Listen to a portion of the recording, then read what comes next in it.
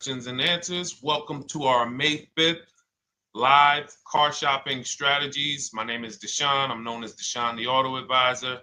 And over the next 60 to 90 minutes, I'm going to be sharing what we call the cars from home philosophy, the way you can shop, get bids, make your car buying simple, empower yourself, and guarantee that you did not leave any money on the table. We're going to talk about a lot of things you may not be familiar with.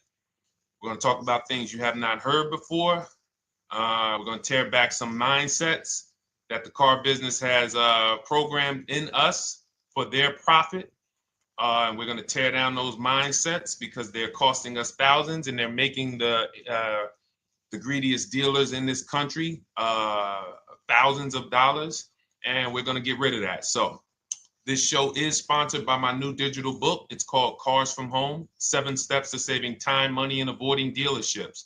So I wrote that book to give you everything I know, everything I learned at Mercedes-Benz, at General Motors, running my own brokerage, and the hundreds of people, thousands now, that we've helped since 2021 to empower themselves in their car purchases. So part of my welcome offer to you is it's normally $97. You can get it for $24. That's my welcome offer for 30 minutes, anytime during the broadcast. As we go, you can get yours in my TikTok bio, in my Instagram bio, the YouTube comments, and the Facebook comments. It's a 75% off discount as part of my welcome offer for those of you who take action. And you'll have everything we teach here for the rest of your life. And you'll be able to move the same way you're going to hear me move and the way a lot of people I'm going to show you guys are moving. So no questions off limits. Feel free to start typing your questions. We are live on Instagram, TikTok. Hang on. I got Instagram up here. My man Dolan is moderating, so we're going to try to pull in every single one of your questions. Again, this is our May 5th live. We are live. It is Monday, so let's get to the questions. Okay, we got some coming in already on TikTok, Dolan. I see it is what it is. I'm just going to pull that one. I need to do one on shady mechanic shops. You should. If that's your area of expertise, the public needs to know from someone who's an insider what is going on in mechanic shops. I'm sure they get a lot of value. If you guys want, it is what it is to launch a channel teaching people how to avoid shady mechanic sites, type ones in the chat so he can know that he should go ahead and do that. Or she. I can't see if you're a man or woman. But let's get some questions going. Yosoy Tommy, I see you on TikTok. Interested in leasing, but I know I will go over the mileage. I drive a lot. Well, here's what you do. Give you an example. I'm leasing right now. I've never needed more than a 15,000 mile per year lease. So all of my leases have been 12,000 miles. I've never needed more than a 15,000 mile per year lease. Now, sometimes, that was because my family worked a little further from where we lived. We got a 15,000 mile per year lease, but most of the time I'm getting 12 because that's what I need. That's what I use. Now I'm paying $499 a month for this $55,000 Infinity truck. I got a 1% lease on it. I got my bids, the way we teach at Cars from Home. We're big on multiple offers. That's the only way you're going to save the big money and guarantee you got all the money is to get multiple bids. We teach you how to do that. You can do it by phone too. If you want to try to do it by phone, God bless you. We do it through email. We do it through emails and templates, and that's what we do. But I'm paying $499 a month for 12,000 miles. Now, let's just say I needed 15,000 miles. I would have bumped that lease up, and instead of $499, I'd be paying probably $30 more. So call it $530. Now, let's say I'm a high mileage driver at 20,000 miles. That instead of $530, I would probably be paying $620. And there I got my 20,000 miles per year. So the key is, and this is what you'll hear, people will blame the leases for not understanding that they choose the mileage. The mileage is not selected for you unless you go into a dealer and say, hey, work me up a lease. And then they're going to choose the mileage, probably give you 10,000 miles per year, and then try to close you on that. But that's not the way we shop. We're going to shop and we're going to adjust our miles based on what we need. So if I needed 20,000 miles per year, I would probably be paying $620 instead of $499. If I needed 25,000 miles per year, I would probably be paying $680. So I'm just paying, we get what we need and we enjoy our leases. because when we buy these cars and we drive ridiculous miles, we depreciate our cars, we destroy the value, and then we still have a loan on it in a lot of cases for a vehicle that we have destroyed the value in because we put 60,000 miles on it in 3 years. So our loan is moving very slow, but our vehicle's value is dropping through the ground very fast, which is typically how we end up with $15,000, $20,000, $25,000 in negative equity. I used to see it all the time in dealerships, especially when I was in when Uber took off. When Uber took off, year later, 2 years later, 3 years later, we had tons of people coming in with Hondas, coming in with various cars that had 200,000 miles on them, but they still had 3 and 4 year loans left. And, that's just a recipe for disaster. That's a recipe for disaster. So you should not be leasing, though, if you keep your cars 8 years. Some of you familiar with the 8-year rule, you understand. Everyone should not be leasing. I want to make that clear. Some people say, Deshone, you believe everyone should be leasing? No, I don't. If you are not keeping your cars 8 years, then you should be shopping for below market leases. Don't forget those 2 words, below market leases. Because if you're paying what everyone else is paying for their leases, it's not going to make sense. Some of these strategies are not going to make sense. You need to be getting below market leases. And the way we do that is to comparison shop, get multiple offers from dealers, have them compete for our business, and then we get these leases that no one else can get. Great question. So what if I go over 20,000 miles? What do you recommend doing? You choose your mileage wisely. In my book, I have a section called Choosing Your Mileage Wisely. The whole key with leasing is to scope out the mileage you're going to use, and that's what you shop for. If you know you're going to do 25,000 miles that year, you would do 25,000 miles on your lease. But you don't shop this way. We always shop with 12. A problem with leasing is once again, you go into the dealership, you say, work me up a lease. They're going to work you up what they want. They're going to say, hey, put 5,000 down. Who's had that happen? You go and you look for a lease and they tell you how much money you need to put down. Type me if you've had that happen. And again, welcome to everybody. This is our May 5th live. It's Monday, May 5th. Whether you're watching this today or you're watching this later today, because we will be rerunning this for those who couldn't make the show. Tell your friend they can catch it on our channels. But this is our live show. We're live every single Monday through Thursday at 12 noon. So you'll see people who will go and get blessed transition. You've had this happen. This is what you go in. They work you up a lease. Here, you need 3,000 down. Yeah, you need 3,000 plus your taxes and fees. What do you want to do? So that's them customizing our leases. We never want to do this. We want to customize our lease and run it like this, a template. All your leases you get with, ready? 12,000 miles per year. First month's payment only due at signing. That's it. 12,000 miles per year. First month's payment only due at signing. That is how you shop all of your lease offers, because this allows you to now use the 1% rule, which I didn't create. A lot of lease savvy people know about the 1% rule, where your MSRP, I'm going to just show an example of an MSRP, the price on the window sticker. Every lease is going to be brand new, guys, or either close to it. The price on the window sticker is the price we go by, the MSRP, and we're going to divide our monthly payment into the MSRP. And once we get that, the number, that's going to tell us if we got a 1% lease, if we got a 1.5% lease, if we got a 1.8% lease. And what we did was I created the 1.5% rule to know we were overpaying for leases. You don't have value when you lease something over 1.5%. But let's keep it to the point. The point is you're shopping all your leases, first month's payment due at signing, 12,000 miles per year, and then you're using the 1% to 1.5% rule to gauge the value. Once you find your best offer, that's when you go and you say, can you please adjust the mileage down to 10,000 because that's all I need, or up to 15,000 or 18,000. You shop your offers with 12. You find your best offer concerning what value is, 1%, 1.2%, 1.4%. You lock that up, and then you tell them, show me what the payment will be with 20,000 miles per year or 15,000 miles per year.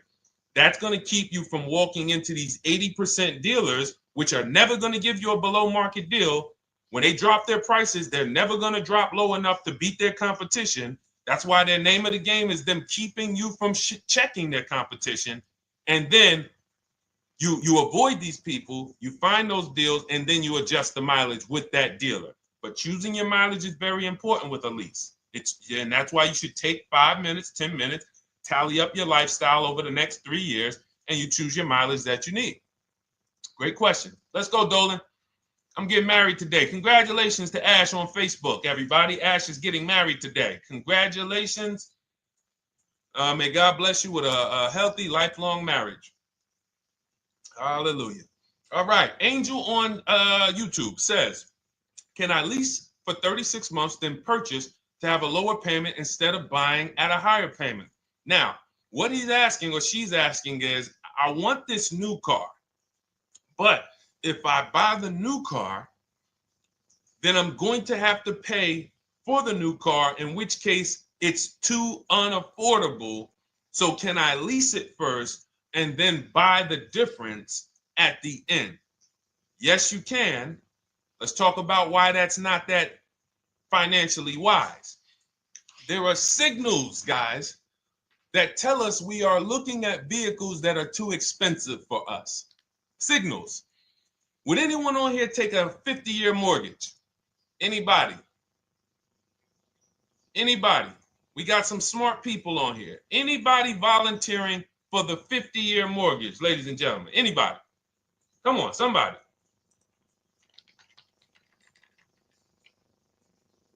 No, why not? Why not? Why is everybody saying no to the 50-year mortgage? Because we know it's ingrained in us that a 50-year mortgage on a house means we can't afford that house, right? Same thing with cars. There's signals. And so when we cannot finance a brand new car and it's affordable, what should we be doing? We should be going to get a pre-owned car. That's what we should be doing. So some of you have the luxury where you could afford both a new version of the car you want, and you can afford a pre-owned version, of course. So you might say, Deshone, I could afford both. I want this car, but I could afford, which one should I get, new or pre-owned? Thank you to the new gifter, Jeffrey Jones. Welcome. The Black King. Thank you so much. Gifter badges. Appreciate everyone who supports this broadcast. Thank you so much. You helped me to keep this information going. So what you're saying is, I could afford both.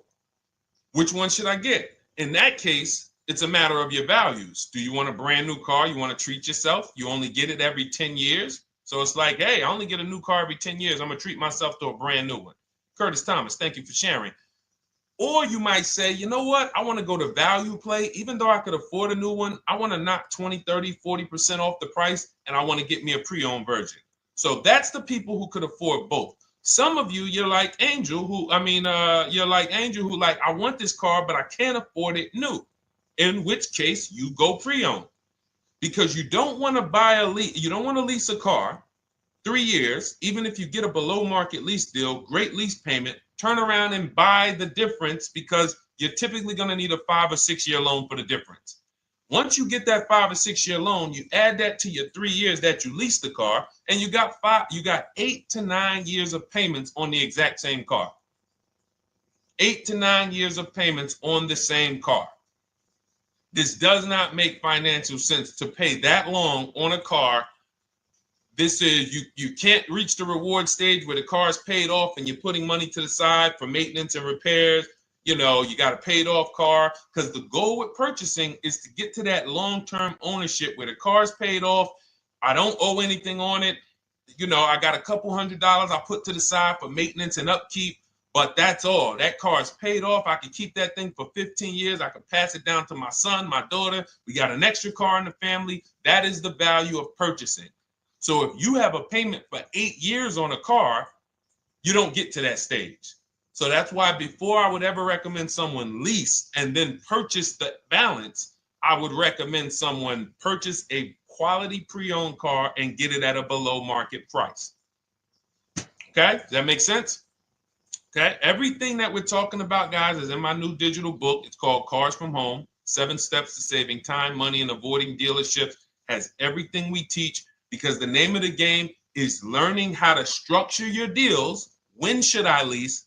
When should I purchase? And then once you have your structure, getting bids on everything to make sure you don't leave any money on the table. When you get bids on everything, you're never going to lose any money on your trade-in, because you didn't just get one offer on your trade-in, you got bids. You're never going to overpay for your interest rate, because you didn't get one offer on your loan, you got bids. You're never going to overpay for the new car or the used car you're buying, because you didn't get one offer on it, you got bids. And that empowers you to control the transaction. That is what we teach. That's in my new digital book, step by step. You can get your copy for 75% off, normally $97, but it's part of our welcome offer for 30 minutes. You got it in my TikTok bio, Instagram bio, YouTube comments, or the Facebook comments for $24. Okay, enjoy it, use it. All right, let's keep it going. I need to buy a car. I want to know how to buy the advertised new the new SUV vehicle for under $10,000 or even under $20,000. I don't really understand the question. Let me read it again. I need to buy a car, and I want to know how to buy the advertised new vehicle for under $10,000 or even under $20,000. Are you saying that's the discount you're looking for, or are you saying that is my budget? Please let me know. I don't quite understand. Go ahead to the next one, Dolan.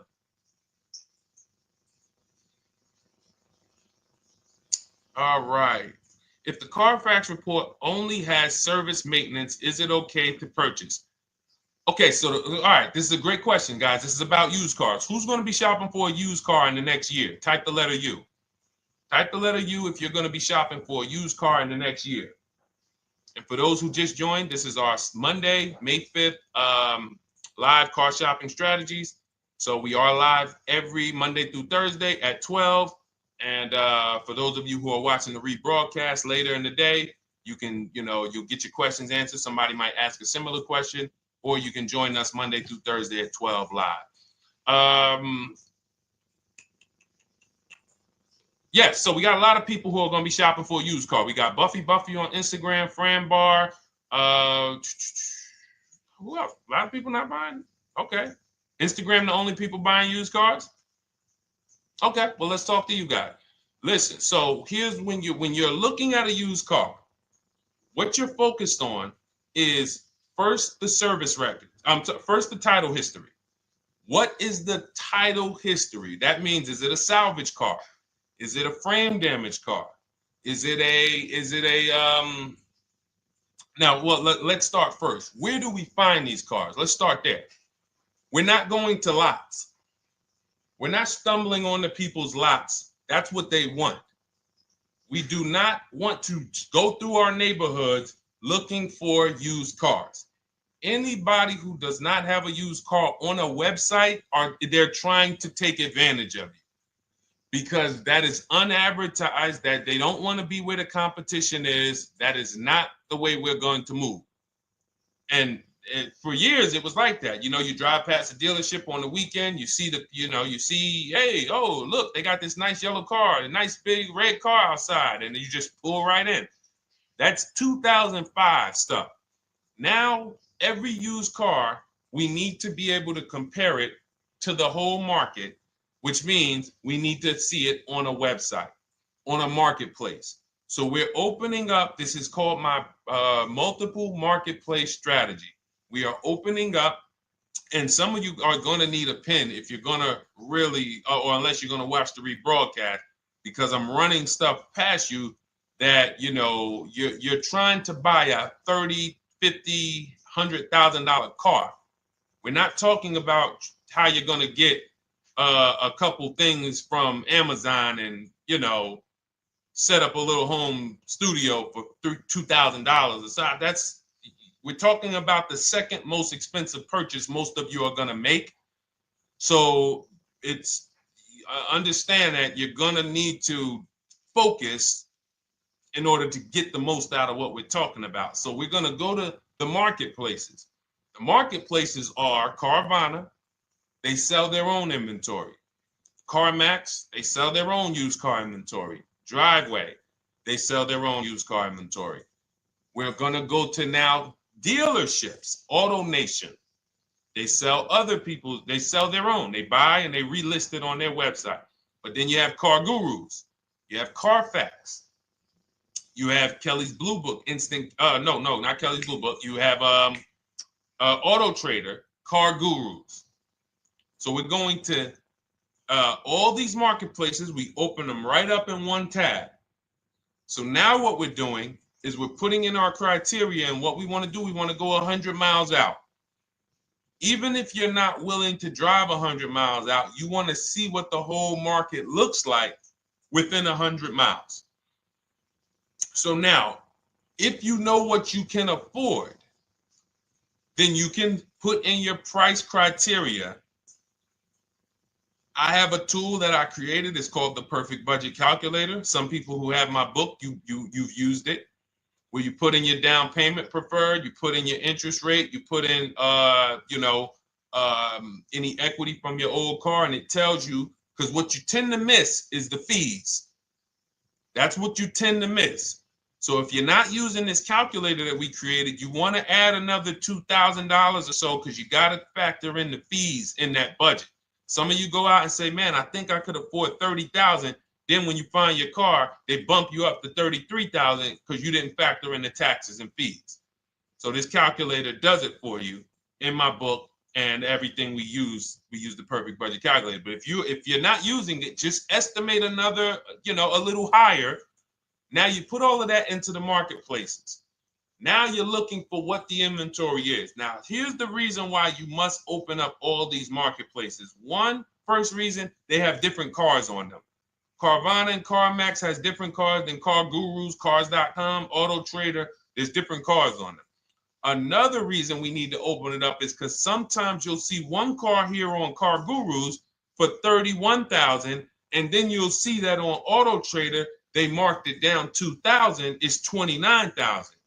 And you're like, wait, why the heck is it lower? This is the same car. Well, it could be because this marketplace got the notification first to lower the price, and maybe this one takes a little longer to see that, oh, maybe that takes 24 hours before their updates take effect. So that's why you want to open up all these marketplaces. Now you're narrowing this down first based on your color choices, what options you want, your models, and now we're starting to narrow this thing down. So we're narrowing it down. Now we start to look at the history of these cars. This is the best way to start narrowing down your used car search. Let's now dive into the history. I need the Carfax. Now, some of these websites will give you a free Carfax. Some of them will try to make you buy a Carfax. Now, I'm going to give you one of the secret strategies that we've been using for years in my book, and I'll tell you it right now. It is how we get free Carfaxes, because when we get to most vehicles, you guys, for those of you who are just meeting me, I worked in Mercedes-Benz for 5 years and General Motors for 5 years, and I ran my own brokerage. I started it in 2016, and I ran that while I worked at the car dealership. So I have a lot of experience and have seen a lot, and that's why I'm able to teach these things. I also love numbers. But one of the things that I know is almost every dealership has a contract with Carfax. So every dealership, we pay Carfax already. So what we're able to do is when we list our inventory on our websites, we're able to list the Carfax with it. We're able to provide that free of charge. But when we pay Auto Trader or Cars.com or Car Gurus, we are not able to actually push our Carfax to that marketplace. But if you come to our website and you find the vehicle on our website, most times you will find the Carfax for free. That is what we have been doing for years. So that now we have the Carfax, because the Carfax is the only way we can see those service records right now, because we've already narrowed it down based on, first thing we're doing is we're looking at title history, frame damage, salvage title, rebuilt title, total loss. That's the type of vehicle. The next thing we're doing to narrow it down, which is where many of you get in trouble, is you're looking at the service records. Skipping service records, buying used cars without seeing service records is disaster. The biggest indicator on if a vehicle was taken care of is what is on those service records. And if you can't see those service records, then I would not buy the car. Somebody say, oh, I'm changing the oil myself. If you don't have proof that you have changed the oil yourself, I cannot see it. I cannot see that you have maintenance this car, and that's a turnoff for me. Because now when you drive that car a year later, 2 years later, things start happening. You have no one to blame but yourself. Now the regret kicks in. Man, I knew I shouldn't have got this. But chances are, if you find a quality vehicle and you see service records on that previous owner's report, that's going to lead to a quality experience. Okay, so that's pretty much how the initial part of our multiple marketplace strategy. As you can see, we have this to a science. Nothing that we're doing is by chance. Nothing we're doing is on a whim. That is it. But let's go to some more questions. And I think the biggest thing I want everyone to understand so far is that we don't wing anything in this process. There's nothing, everything that I'm teaching you is going to be out of our systems. Now, some of you have different learning styles. So let's address this. Again, welcome to our May 5th, Monday, May 5th live. We're live Monday through Thursdays at 12 noon. And we rebroadcast this for those who couldn't make it. You can share this with your family. Tell them, hey, visit Deshone the Auto Advisor's channel. He did a great show earlier. He answered some questions that everyone had. You can watch the broadcast all through the rest of the day. Now, but we're live every week, but we're live right now. So now the biggest, some of your learning style is different. What we teach is we have the ultimate do-it-yourself guide. This book is rated 5 stars. Thank you to everyone who's rated it on Goodreads. Just pull it up right here. For those of you who are actually on Instagram or YouTube, TikTok, you won't be able to see this right now. But the book is rated 5 stars. We appreciate you. And this is the ultimate do-it-yourself guide, whether you're new cars, used cars, leases, bad credit, how to make banks bid for your financing, high mileage driving. It's all in there, step by step. And it's a digital book, so you don't have to wait for it. As soon as you get and hopefully you get there before the 30 minutes, so you get your copy for the $24 instead of the $97. That's our welcome offer. But that's your do-it-yourself guide. Some of you, you're a do-it-with-you person, and that's Shop with Deshone. You like videos instead of reading. You want coaching. You want support. You want a community. We have 1,600 people in our Facebook group. That's our Shop with Deshone. We've had 2,200, almost 2,300 people come before you. When you see me share people like Zafrina and like Melissa and Sheree, Ken, all of these people who are, they're showing their car deals that they got. Look, took me about 30 days. He went through, past Friday, locked down 2 vehicles, 2 Yukon 2025. Said he dropped sold the BMW. They dropped the price down to 70 grand. So they took off like 5,200 for him. These are all people who are in the Shop with Deshone. Their learning style is they preferred videos. They preferred, coaching with me. But again, it's the same information. So I want to be clear. It's just your learning style. So if you are like Deshone, give me the blueprint and I will run this thing. That you're going to be like the people who send, like Marie. Marie just wanted to let you know she got our book. Using the book, I saved over $13,000 off MSRP. Now, here's where the feelings get hurt. And this is not my intention. But some of you have these same vehicles that you're going to see me sharing that our people get. And when you see what they paid for them and what they're getting off of them, you're going to see, wow, I did not get that. I did not get that type of discount. So all of you who have this 2025 GLC coupe fully loaded, she said they took $13,000 off MSRP. She got her bids from home, got my payment to be hundreds lower per month, maintenance included, no money down. We are masters at no money down deals. You should not be putting money into these cars unless you intend to keep them for 10 years and you got a great price already. You got a huge discount already. You should not be putting money into these cars. I have never done more than $1,500 out of my pocket for any lease. And when my car that I bought, I put money down on that because I bought it to keep it. But everything else, we are shopping with no money down. So you're going to see that a lot. So again, depending on your learning style, you can head to my bios and to the comment sections, open the Cars from Home Toolkit, Shop with Deshone might be right for you. I don't care how you get the information as long as you are saving the money. I don't care. If you could do it with a $24 book, do it with the book. I would rather you say, man, this guy Deshone helped me. I bought his book. I got it on the sale because he did the welcome offer for $24. And man, I done got 4, 5, 6 cars using this thing. And all I paid was $24.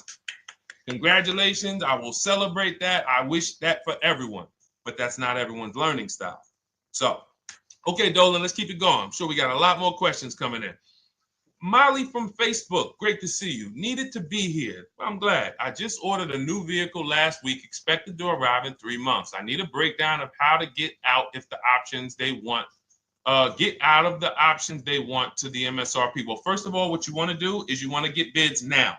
You do not want to wait. For those of you, she's ordered a car. She's scheduled to be here in 3 months, and she has not locked in her pricing. Now, the reason when we order a car, we are always getting our bids first because the closer your car comes to arrival, the less leverage you have. They know once that car comes in there, she's been waiting for 3 months. She is not going to want to walk away from this car. She is not going to want to do this all over again.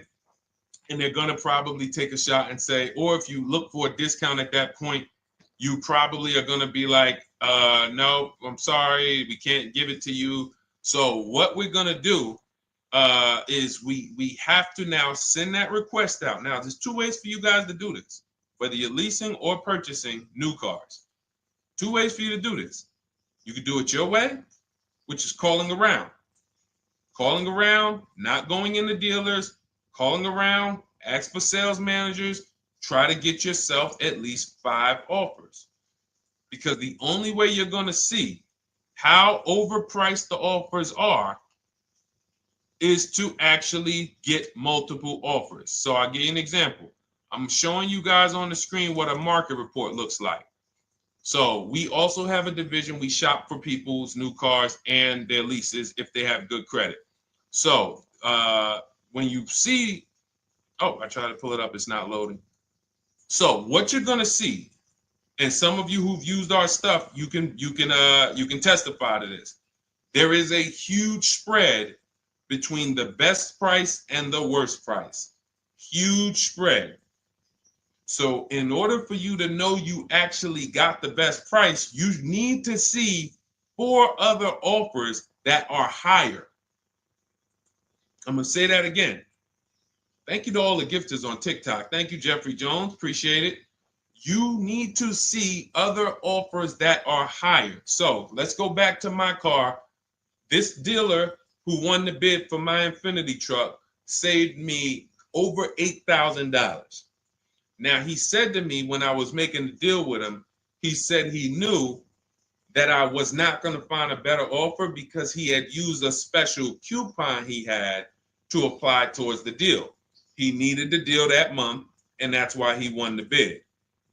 So he's able to take off $8,000. If I was purchasing, I would have got $8,000 off the price. But I leased it, so my lease payment was $499 a month with $1,270 down total.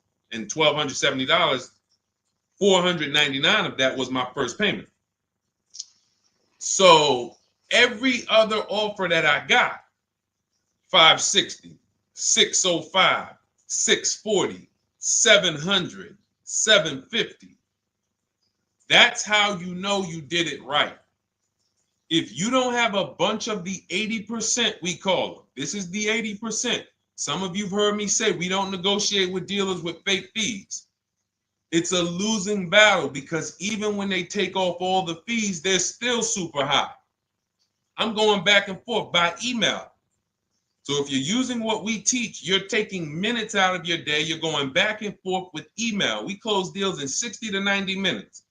I'm not inviting anyone to car college. 60 to 90 minutes of emails back and forth. Next thing you know, we're closing a deal. But you're going to see, even after back and forth and telling the dealers through email, you can do it by phone. Hey, I'm shopping other dealers. Please make me your best offer. I have all the templates written. So when you're using our stuff, you don't even have to wonder what you're going to say. You just copy and paste our template. But even after that, you're going to see, wait, these people are still giving me super high prices, even though I told them I'm shopping, even though I told them I'm serious, I could buy the car right now, even though I gave them every single thing I need to give them to get an offer, they're still $150 a month higher than my best offer. That's going to prove to you that they are the 80%. They are not coming down. When they say this is our best deal to their customers walking inside, they're not lying. It is their best deal. It is not the best deal. It is their best deal. Their competition's best deal will blow their best deal away. And the only way you do that is by getting bids. So that's what you need to do, Molly. Take exactly what you're looking for. If you want to call around, call some sales managers and say, hey, listen, this is what I'm looking for. I put in an order, but I'm not dead set on the price yet. Haven't really gotten, I want someone to lock in a price for me. And hopefully you're purchasing, because if you're leasing, it's tough, because once that lease comes in, you do not know what the lease program is going to be. So if the lease program is bad, then you could find yourself jammed up. Now, here's what we try to do to prevent that. It's not always possible. Here's what we try to do. Once you have found the best dealer who's won the bid, now what you're going to do is say, based on this price that you're selling me the car for, can you give me a lease estimate now? So let's say I'm ordering this Infiniti. I shop around, I find a dealer who says, all right, Deshone, I'll place the order. I'll take $6,000 off list price for you if you do the business with me. Perfect. Can you give me a lease quote based on that now? I know this is not the vehicle. My vehicle's coming, but can I get some type of an estimate of what it would be? And then I look at that, and if it's affordable, now I place my order. But I'm not placing an order for a lease blind, not knowing what my payment's going to be when that car gets here. Okay? Does that make sense? I know I may be typing. This is heavy. That's why I told you guys, when you're here with us in car buying, below market car buying strategies, this is like short 60 to 90 minute master classes. This is not lives where I'm showing you how to make macaroni and cheese and turkey and like, okay, yeah, you got your music playing in the background. Hey, listen, all right, what I need? Oh, hand me the Sazon. No, you could do multiple things. This is heavy finance talk for 60 to 90 minutes, and it will change your life. And I just saw my girl, Lisa. Lisa, good to see you. Lisa's been, she's been learning from us and rocking with Cars from Home. Let me see. I'm glad you clarified, even if no money down on the lease, you still really have to give them the first month's amount. Yes, I don't know what I'm going to do yet, buy or lease. No matter, I'm learning lots and sharing with my peeps. Thank you, Lisa. Thank you. Now, technically, you don't have to give them the first month's payment either. What I do is our templates all involve shopping, first month payment due at signing. But if I wanted to, so let's say, for example, on this $499 a month lease I got on the Infiniti, and I'll actually will add this because I'm glad you said that. The lease, is that your first month's payment? So it's not considered money down. It's considered your first month's payment because you're leasing, you're paying 36 months or 39 months. We don't do 4-year leases. We don't even do 3.5-year leases in most cases. We're not doing it. It's 36 months, 39 months. And if they have a really, really good program for 2 years, they will tell us about it. But we shop for 36 months. But you can tell that if I wanted to tell them, you know what, I want to do a straight sign and drive I don't even want to give you the $499 for the first payment, which means you're asking them to pay the first payment, then it would have just been $500 going back into the cap cost, which would raise the payment probably with interest and taxes, maybe 15, 17 bucks, something like that. So if I truly wanted to bring nothing to the table, I can just have them to, cap the first month's payment. You can do that.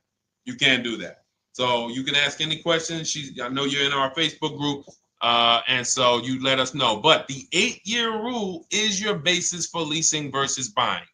The 8-year rule, when you guys open up my book, you'll hear me talk about this. I'm going to make a whole lot more videos about the 8-year rule because it is the parameters for how to know whether to lease or buy. It takes into account how drastic cars depreciate. They lose value like crazy. All the losses are in the first 5 to 7 years, and you don't win until you've kept the car at least 8 years, compared to someone who's getting a below market lease. So let's take an example. You look at somebody like, look, Brian. Brian got my book. Just finalized my first ever lease using your system. 2025 HRV Sport all-wheel drive, $30,000, $505 MSRP. So this is a $31,000 vehicle almost, and he got it for $395 a month, which is a 1.2% lease, no money down. Now, his initial quote from this dealer was $434. This is the winning dealer. But in my book and in our systems, we have a counter offer calculator where we put all the offers we get into the calculator, and then it calculates the best offer and it tells us what to counter. So his initial quote was $434. He countered with the calculator and ended up closing his deal at $395. So these are the people that, for all of you who you're like, wow, are there any cars out there with a $300 payment anymore? Well, if you're buying a car, you are buying it at a $300 payment. You could only spend, who knows, every $5,000 on a vehicle is about how much per month? Every $5,000. When you're looking at a car, every $5,000 on a 5-year loan, which is what you should be defaulting to, is about how much per month. Thank you, Nikki. Nikki got a #1 gifter badge. And I don't really know what all of that stuff means, but I definitely appreciate it. The Black King, thank you so much. I just know it means you guys support the show. So I appreciate it. So who knows? Every Nucci Graham is and I wanna Nucci Graham will address you next, because as soon as you get your book, on the thank you page it says, "Thank you for your purchase. Click below to open your book." So we'll address that shortly. But okay, thank you, Lisa. Yes, every $5,000, and Nikki, $100. So this keeps you in the safe zone. When you are looking for how much loan I'm going to take, you are looking and saying, every $5,000 is going to cost me roughly $100 per month. So if I want to spend $400, then my loan needs to be about $20,000, which means I'm looking at this car. If I'm going to buy it for $23,000 plus fees, and I want to be at $400, I'm going to have to come up with some more money down, because I need to get my payment here. I need a $20,000 loan. I'm not going to go in looking at a $20,000 car and thinking, man, can they get me to $250 a month on this? No money down, because the math doesn't make sense. Because the only way they can get you to that is to put you in a 7 or 8 or 9 year loan, which is a horrible deal. And they've done it to a lot of people, because you go in and you just say, get me to this monthly payment. And they're like, well, you didn't say how long. You come in later, hey, man, my loan is set. I remember, man, a guy called me, and this is, unfortunately, people are not trained to look at how long their loan is. Early in my career, I think I was still with General Motors, and a guy came in and he had some vehicle, And he was like, D, could you look at this, man, and tell me, because I don't, I'm trying to get out this thing, man. They telling me I can't get out of it now. That's a recipe. You bury yourself when you make these types of moves. They're saying I can't get out. I looked at his contract. It was a 96-month loan. 96-month loan. So he's in a 96-month loan at a high payment. He's going nowhere. And what it came from is him going in and saying, hey, get me to this payment. My payment's affordable, but how long is the payment? That determines what you're paying for the car. So when we say, yo, are there $300 payments out there? I'm showing you. Leasing, there's cars you can drive 30,000 miles, $30,000 cars, beautiful vehicles, payments in the threes when you're shopping and getting bids, and you're finding vehicles with great lease deals. At the same time, on a pre-owned car, that's only going to get you under 20 grand, between 15 and 20 grand. So it's about getting the most for your money. And getting the most for your money, you must take into account the 8-year rule. If I'm not keeping a car 8 years, I should be shopping for a below market lease. I'm not tying up any of my money in this car because I'm not keeping it long enough to have all of that money benefit me. Does that make sense? Type ones if that makes sense. Type dollar signs if that makes sense, because this is about money. If I'm not keeping the car 8 years, then all the money I'm going to tie up in the car to pay for it, to pay off the loan, to do the maintenance, to change the tires, to change the brakes, to change the oil, to change the brake fluid, the transmission, all of the money I'm putting in that car, just normal maintenance. I didn't say anything broke. Normal maintenance over 7 years. I'm not going to keep the car long enough to have that make sense. Whereas had I leased, I'm just below market leases. I'm just literally paying cents on the dollar, changing my oil. Most of the times I'm out the car before I need brakes, unless some of you are driving 15,000 mile a year leases, and then sometimes you will replace the brake, but it still does not compare to the cost of purchasing. And throughout the show, I'm gonna show a lot more lease deals and a lot more discounts. But the reason why I show you guys the lease deals is because the money doesn't lie. Unless you're just hell bent on paying more, the money does not lie. You can't compare when I was, I'm driving $40,000 cars. My payments have a 3 in front of them. And my friends are driving $20,000 cars and their payments have a 3 in front of them. And those cars are used, need maintenance,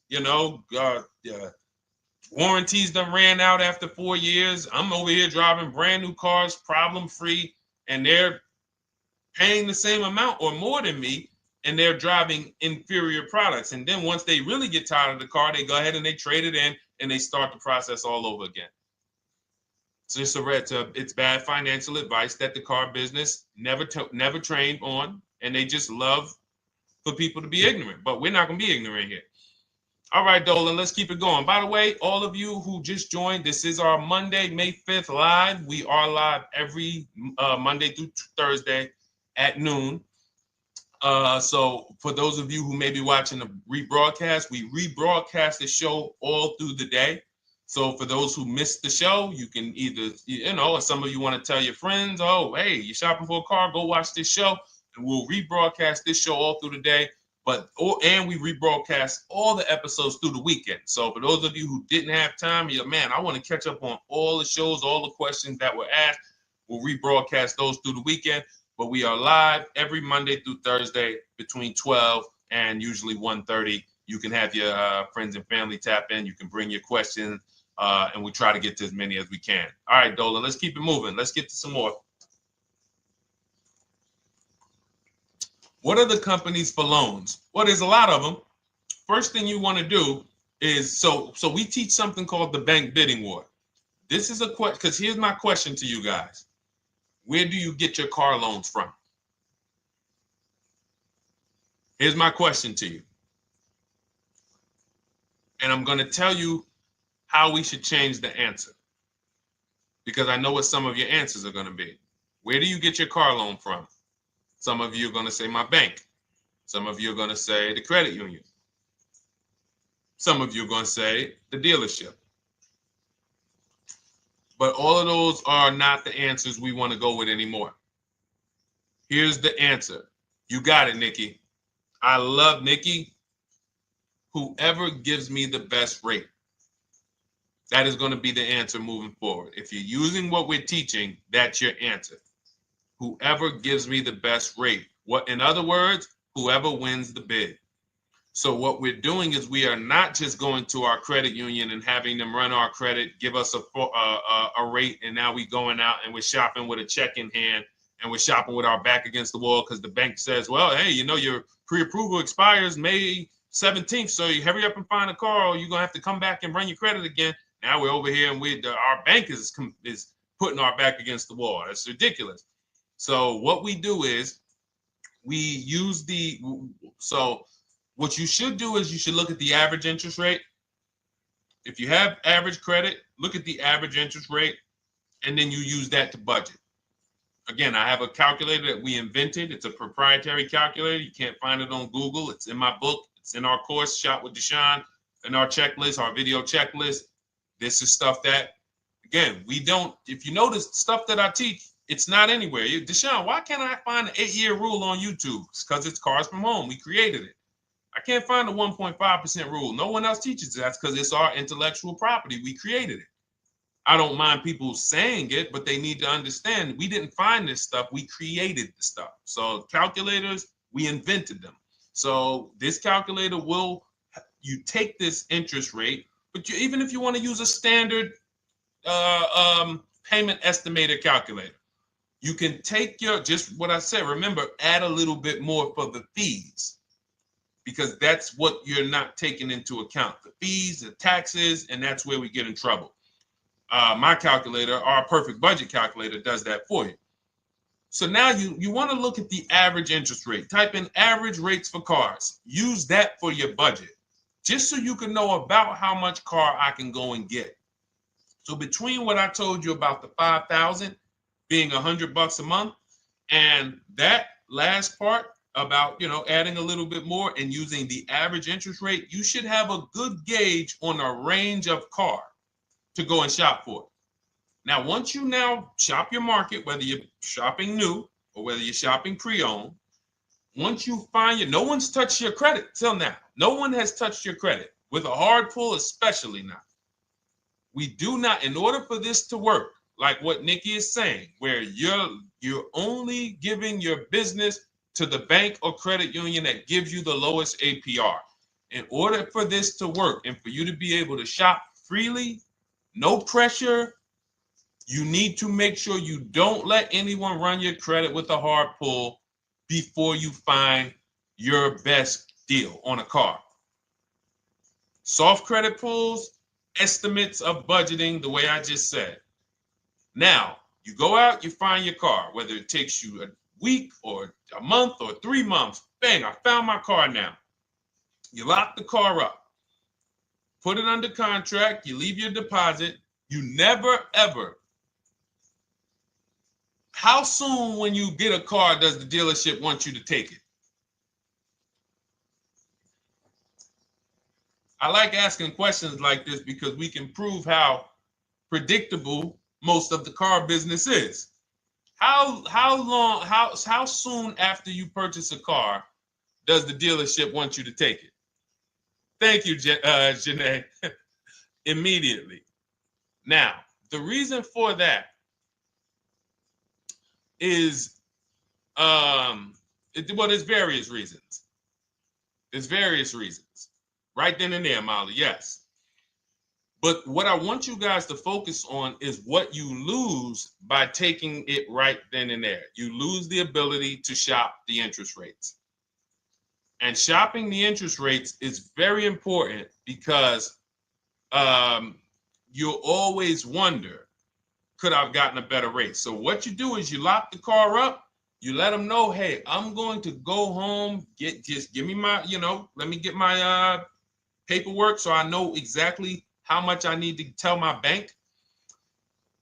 And here's the key, if you guys can beat what my bank or credit union gets says, then I'll give you the loan.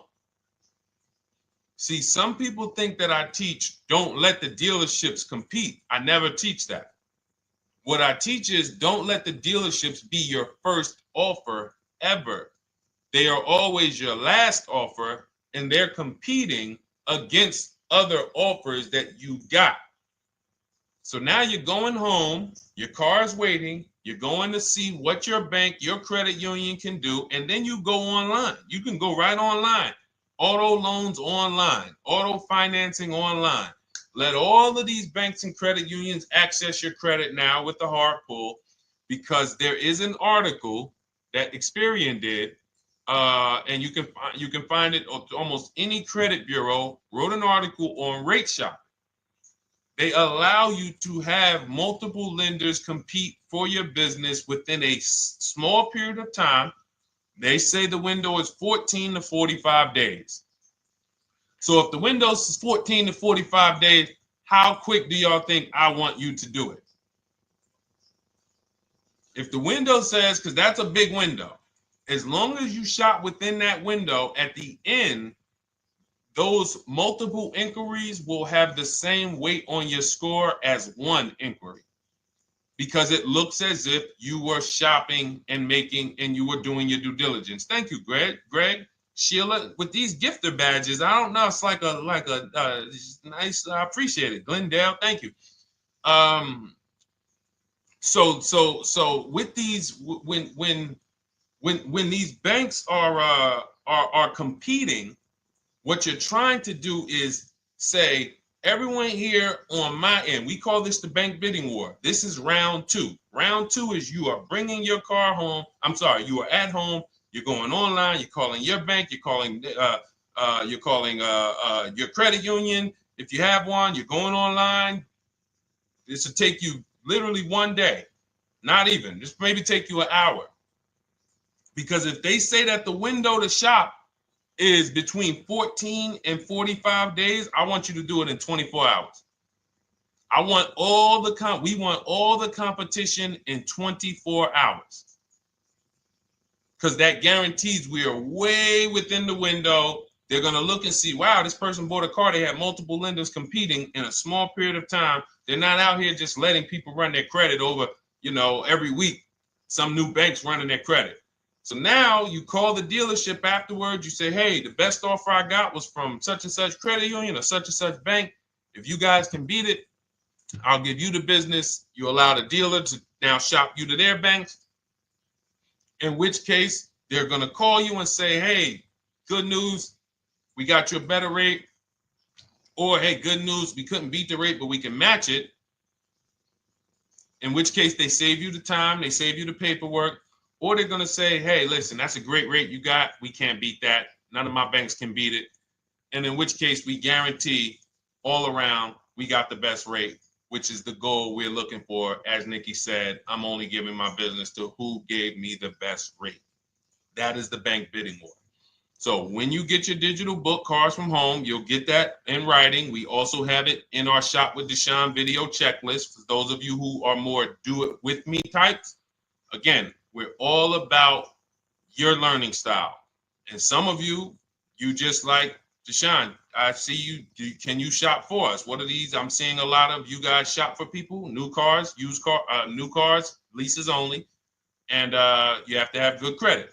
Your FICO scores need to be over 670, all of them. But if you don't, again, same result. We've been helping people get these results since 2021.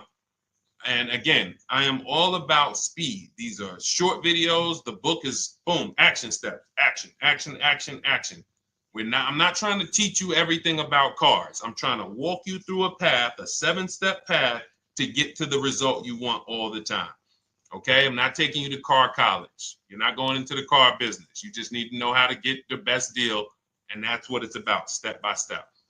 Okay, but for those of you who are just coming on, this whole show is sponsored by my new digital book. It's called Cars from Home, 7 Steps to Saving Time, Money, and Avoiding Dealerships. It's a digital book.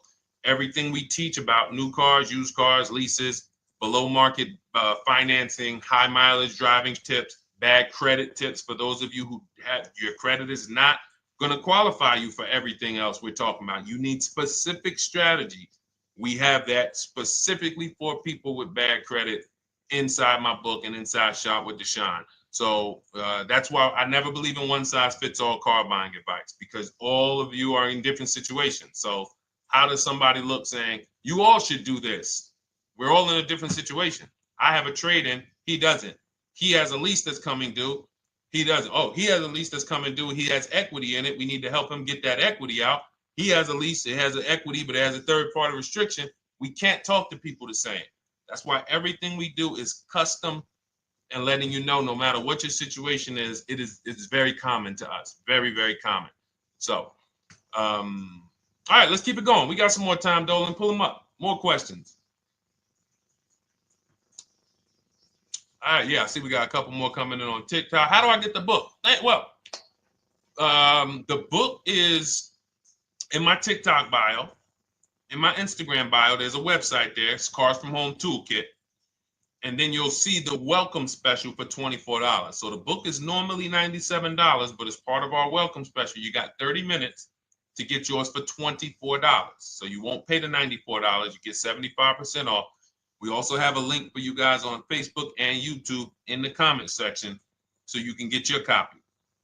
And if you're going to spend a couple more minutes with us, I would appreciate if you share the broadcast with one person that you care about. So that can help, we can help get this information out and we can help change lives. If you didn't receive your ebook, well, first of all, as soon as you purchase your book, you're going to see a thank you page. It says, thank you, screenshot this page. And then it says below, click the link below to open your book. So you actually get the link to open it as soon as you make the purchase. And then I say, I also emailed you a copy. So sometimes people type their email in, one letter's wrong. Obviously, we can't send a book to an incorrect email, which is why I have my support team's email right on there. So that if you don't see that book within 5 to 10 minutes, you email my support team, hey, I didn't get the book. They'll get you the book right away. So as you can see, I want you to, Dolan, can you put up, do we have anywhere with, we can put up the support team's email for this person? And just send an email to support. There you go. Thank you so much. Support at Deshone the Auto Advisor. Thank you, Dolan. Best moderator in the world. All right, so shoot them an email. Just let them know. Give them your first and last name, and they'll check the record, make sure that we have a purchase from you, and they'll send you your book right away so you can dig right into it. Okay? All right, let's keep it. We work with clients all around the country. What I'll start doing, I wanted to bring some on here today, but I can't load them up. The system is showing an error. So I got a lot of people. I always bring tests. I always like to show results. So, you know, I'm a results person. So you'll see a lot of people that I share. Brian, who has our book, and, you know, his lease, Marie with her $13,000 off. All of these people made deals from home. They were not in a dealership negotiating this. You got, look, Frank, I bought your book, used your system, and just closed my deal and have positive results to report. I love when y'all email me, by the way. Like, please continue to do this. A caveat is I wanted a just released 2026 Genesis G70 Advanced, and there are no incentives. I could have gotten incentives on the 2025. However, I wanted the 2026, and I was willing to pay. So even with high demand cars, even with cars that are rare, this is the situation. I reached out to 20 dealers and I received 9 offers for 36 months, 12,000 miles on a $58,000 MSRP. The initial offers range from $1049 to $901 with everything in between. I counter offered using the calculator that we have and closed the deal at $815 on a $58,000 MSRP. That's a 1.4% deal. Now, mind you, that on a vehicle on a 2026 with no incentives, which means every bit of that was the dealer taking off money for him. He probably had to get at least $5-6 grand off to have that deal come in the 8s, when other dealers were quoting him 9 up to 10 and, you know, mid $1,000 range. So, you know, but so I show the book testimonials. I show my Shop with Deshone testimonials. But I want to start bringing these market reports so you guys could actually see that's our team shopping all around the country.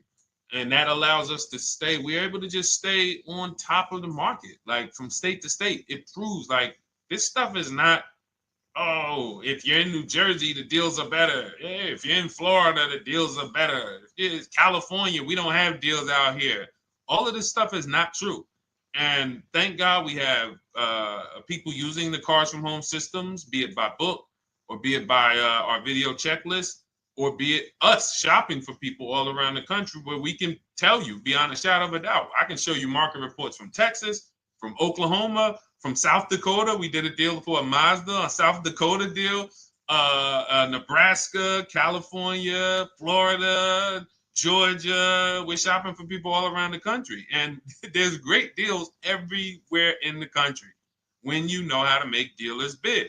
Because you're always going to find that 20% dealer who just wants to beat their competition. They're the best in the region. And you got to go out to find them. You got to have a system to find them. Because most of the dealers are not them. Most of the dealers are the 80%. That's just the way it works. It's a numbers game. And the 80% are very expensive. And when you walk into the 80%, they'll go down. You're like, oh man, all right, can you take off? Can you get me down? Like, yeah, man, you're like $150 a month higher than where I could be, my max. And they go back and forth. They're like, man, I could take off $50 a month. Ah, man, that's the best you could do. And then next thing you know, you get down to 100. Yeah, all right, we'll take off $100 a month. And you're like, all right, I guess I'll take that. You don't realize that a 20% dealer, not only were they nowhere near your max budget, they were $100 less than your max. You're talking to the 80%. The 80%, when they come down, they're still here. The 20% are here. So you're over here with an 80% dealer walking into these dealers. 8 out of 10 dealers over here are 80% dealers. So y'all talking them down like this, and y'all thinking we winning. Oh, I talked them down to this. Meanwhile, the 20% dealers are here. 20% dealers will launch a bid. We gotta cut. Oh man, if this thing wasn't broken, tomorrow's show, I'm gonna bring on a lot more market reports. We got dealers who come right out. We getting offers 700, 790, 820. Dealer come right out 650. Boom, blow everybody away. Like, oh, let's go. We got a winner. Looks like we got a winner here. That's it. And then it becomes fun. As you can see, this is fun for us. When you change the way we shop, you shop and you start to you're going to be the prize. You're going to be the prize. So anyway, let's keep it moving. For those of you who have gotten your book, I look forward to you using it, empowering yourself, having these same results. For those who didn't know about the book, it is a digital book. You can get your copy for 75% off for 30 minutes in my TikTok bio, my Instagram bio, the YouTube comments, and the Facebook comment. And for those of you who've been on and you still don't quite trust us, you want to get started with maybe some free advice, go grab our cheat sheets. We have our free cheat sheets in my Cars from Home toolkit, totally free. Test us, look at the cheat sheets, look at the strategies, look at the emails I'm going to send, guiding. Like I don't play around. So if you want to just say, test out, let me hear some free advice, start with our cheat sheets. All right. Yes, I'd actually answered that when I read that comment, Dolan, on TikTok about do we work with clients in New Jersey and New York? Well, yes. When it comes to shopping done for you, if you open the Cars from Home toolkit and you're like, Deshone, I just want to relax at home. You guys go shop the market for me.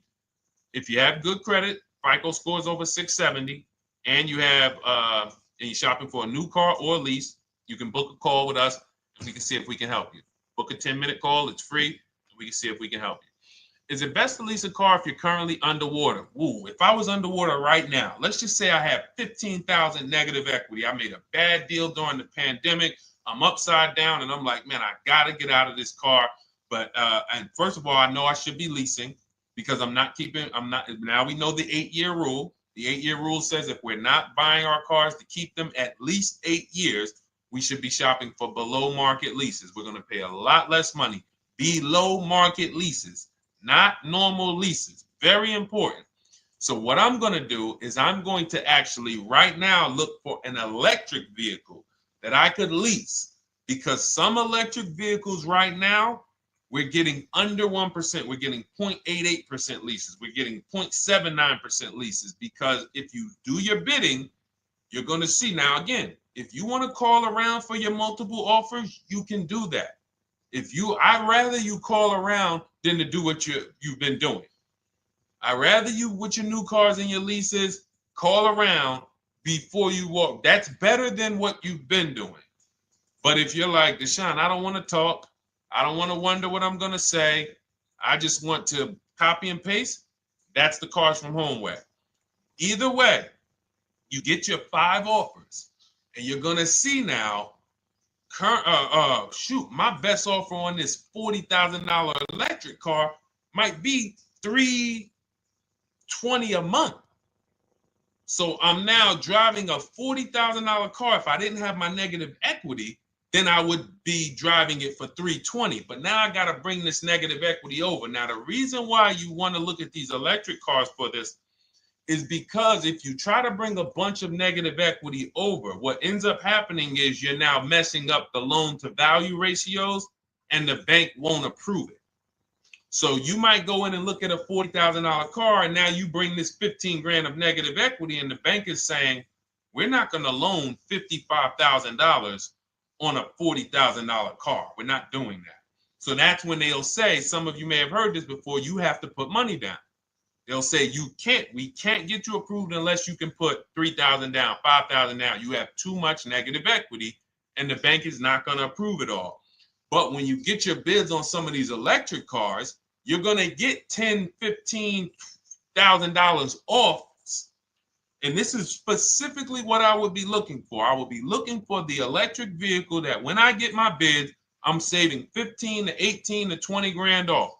And if you guys don't think that's possible, you haven't been here for long. You know, this is Milligan. She bought her Mercedes EQE last year. She literally, MSRP of her car was $79,245. She got almost $30,000 off the vehicle. Almost $30,000 off the vehicle.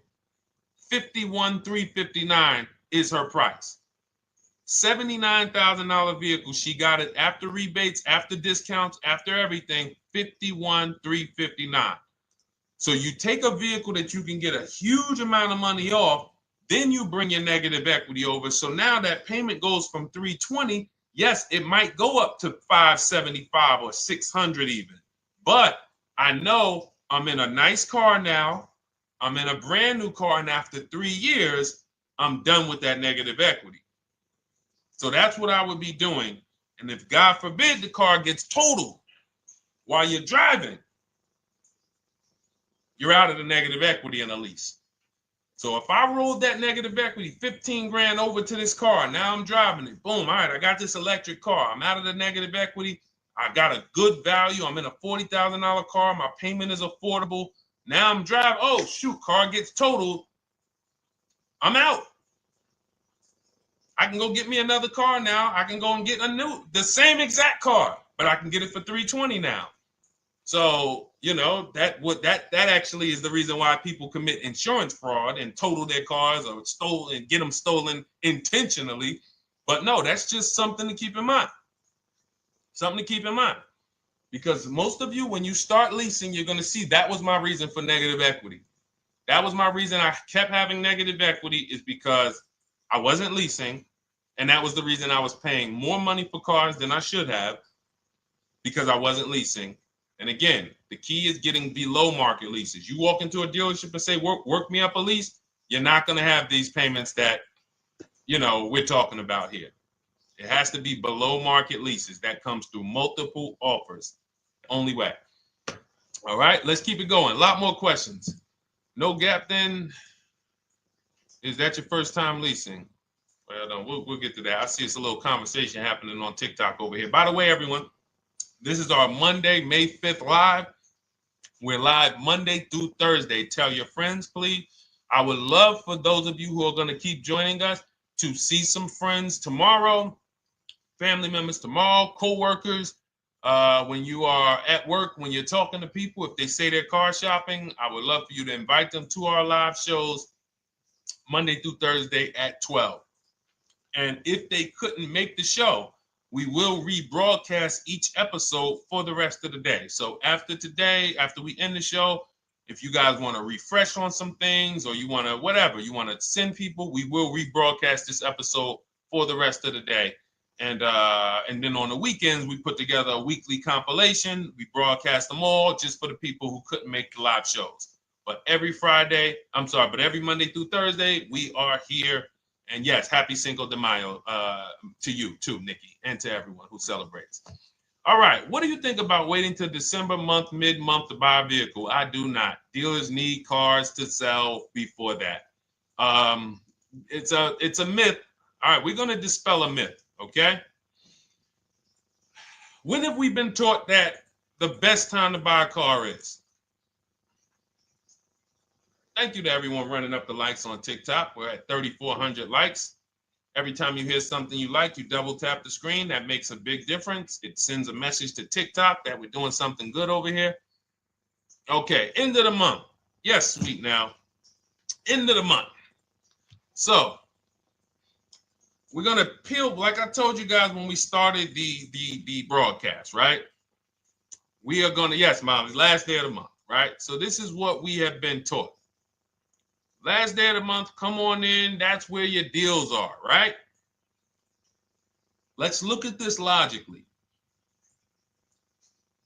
As a former car salesperson, the times where where I saw the dealer or myself being the most desperate was the times where we did not have a lot of customers. Sometimes you look up, it's the 10th of the month. They call us into a sales meeting. They say, hey, guys, we got to sell 200 new cars this month. We are only at 40. We are way behind. We are tracking way behind. Call anyone you know who's a real customer. We are entertaining every reasonable offer. Now, you've been taught there's a group of people that we know are coming at the end of the month. There's a group of people that we know that last weekend they're going to rush. But there's no desperation there from us because we know they're coming. So we look and say, I'm much more desperate at various times throughout the month than I will be at the end of the month. Because think about it. Every time you go into the dealership at the end of the month, is it dead or busy? You go into the dealership most of the time at the end of the month, is it dead or busy?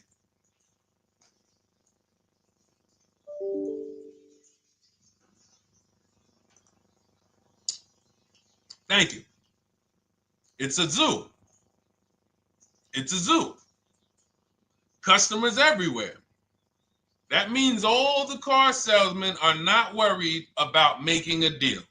In fact, they're looking at you and saying, hey, Molly, thank you. Listen, I know the payment's $780 a month. I know you said you wanted to be at $499, but we've been going back and forth. Can you work your way up, get closer to the $780?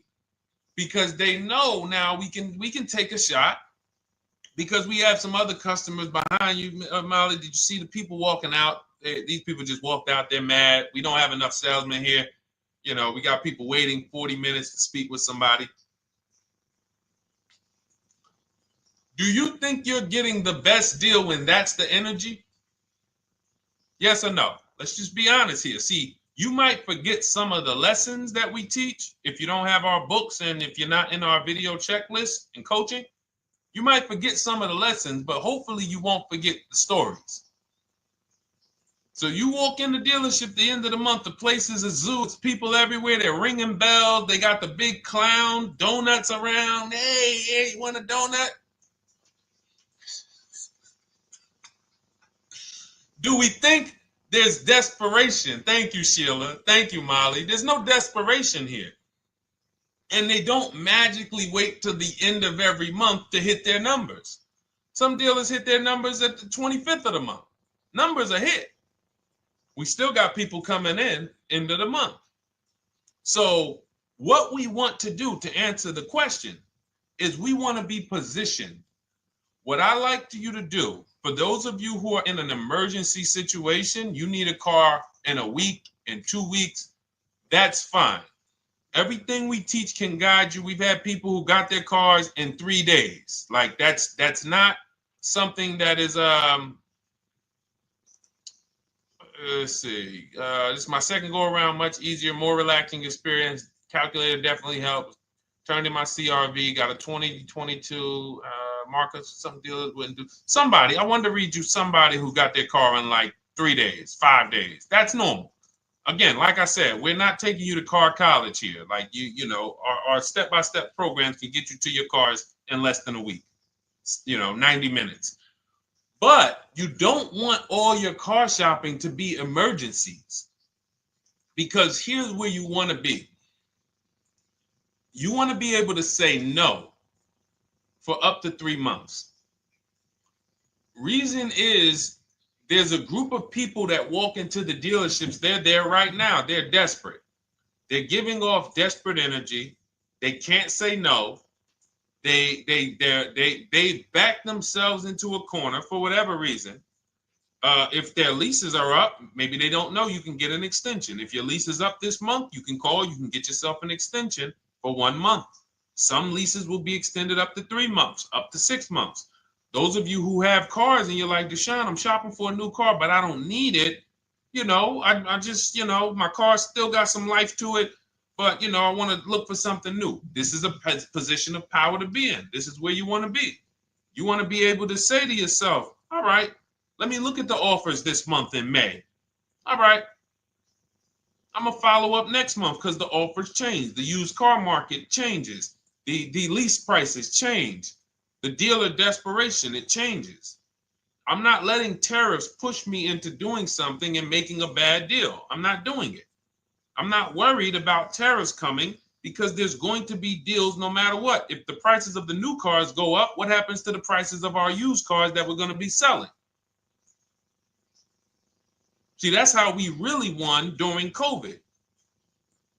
Some people who've been with me since 2021, that's how we were winning. My man John Shaw, he was one of the first people. David Isaacs came in, got his BMW. Yes, the lease prices were slightly higher back then. We were still getting under 1.5. We were still getting 1.4. John got a 1.2 on a Jeep Wrangler, but we were selling our old cars for 8, 10, 12 grand more than they would be worth today. So even if the new car market goes up, we know how to maximize the prices of the cars we're getting rid of, and we're going to offset it. So we want to position ourselves to be able to say no. That is the strength. That's the leverage where we can say, you know what? All right, I'm going to follow up next month. Now we're telling the dealers right up front, hey, call me. I'm good between now and June 18th. I'm good between now and July 20th. So now what those dealers say is, okay, this is a serious customer. By the way, we have all this in templates. In my book, you fill out the template, you fill in, here's the day you can buy a car. This is your deadline. When we blast it out, these are things you can call dealers and you can tell them, hey, I'm good between now and anytime before the summer. Call me if you get a black one with the red seats and this package in it. If you want to call around, you want to do it that way, you could do that. But what you're letting them know is, call me when you want to make a deal. I can make a deal today. Let me see the numbers today. Great. All right.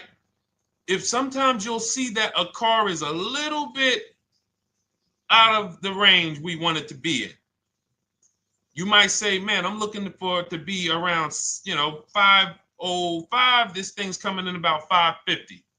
Okay, maybe I'll check next month, see if the program gets better.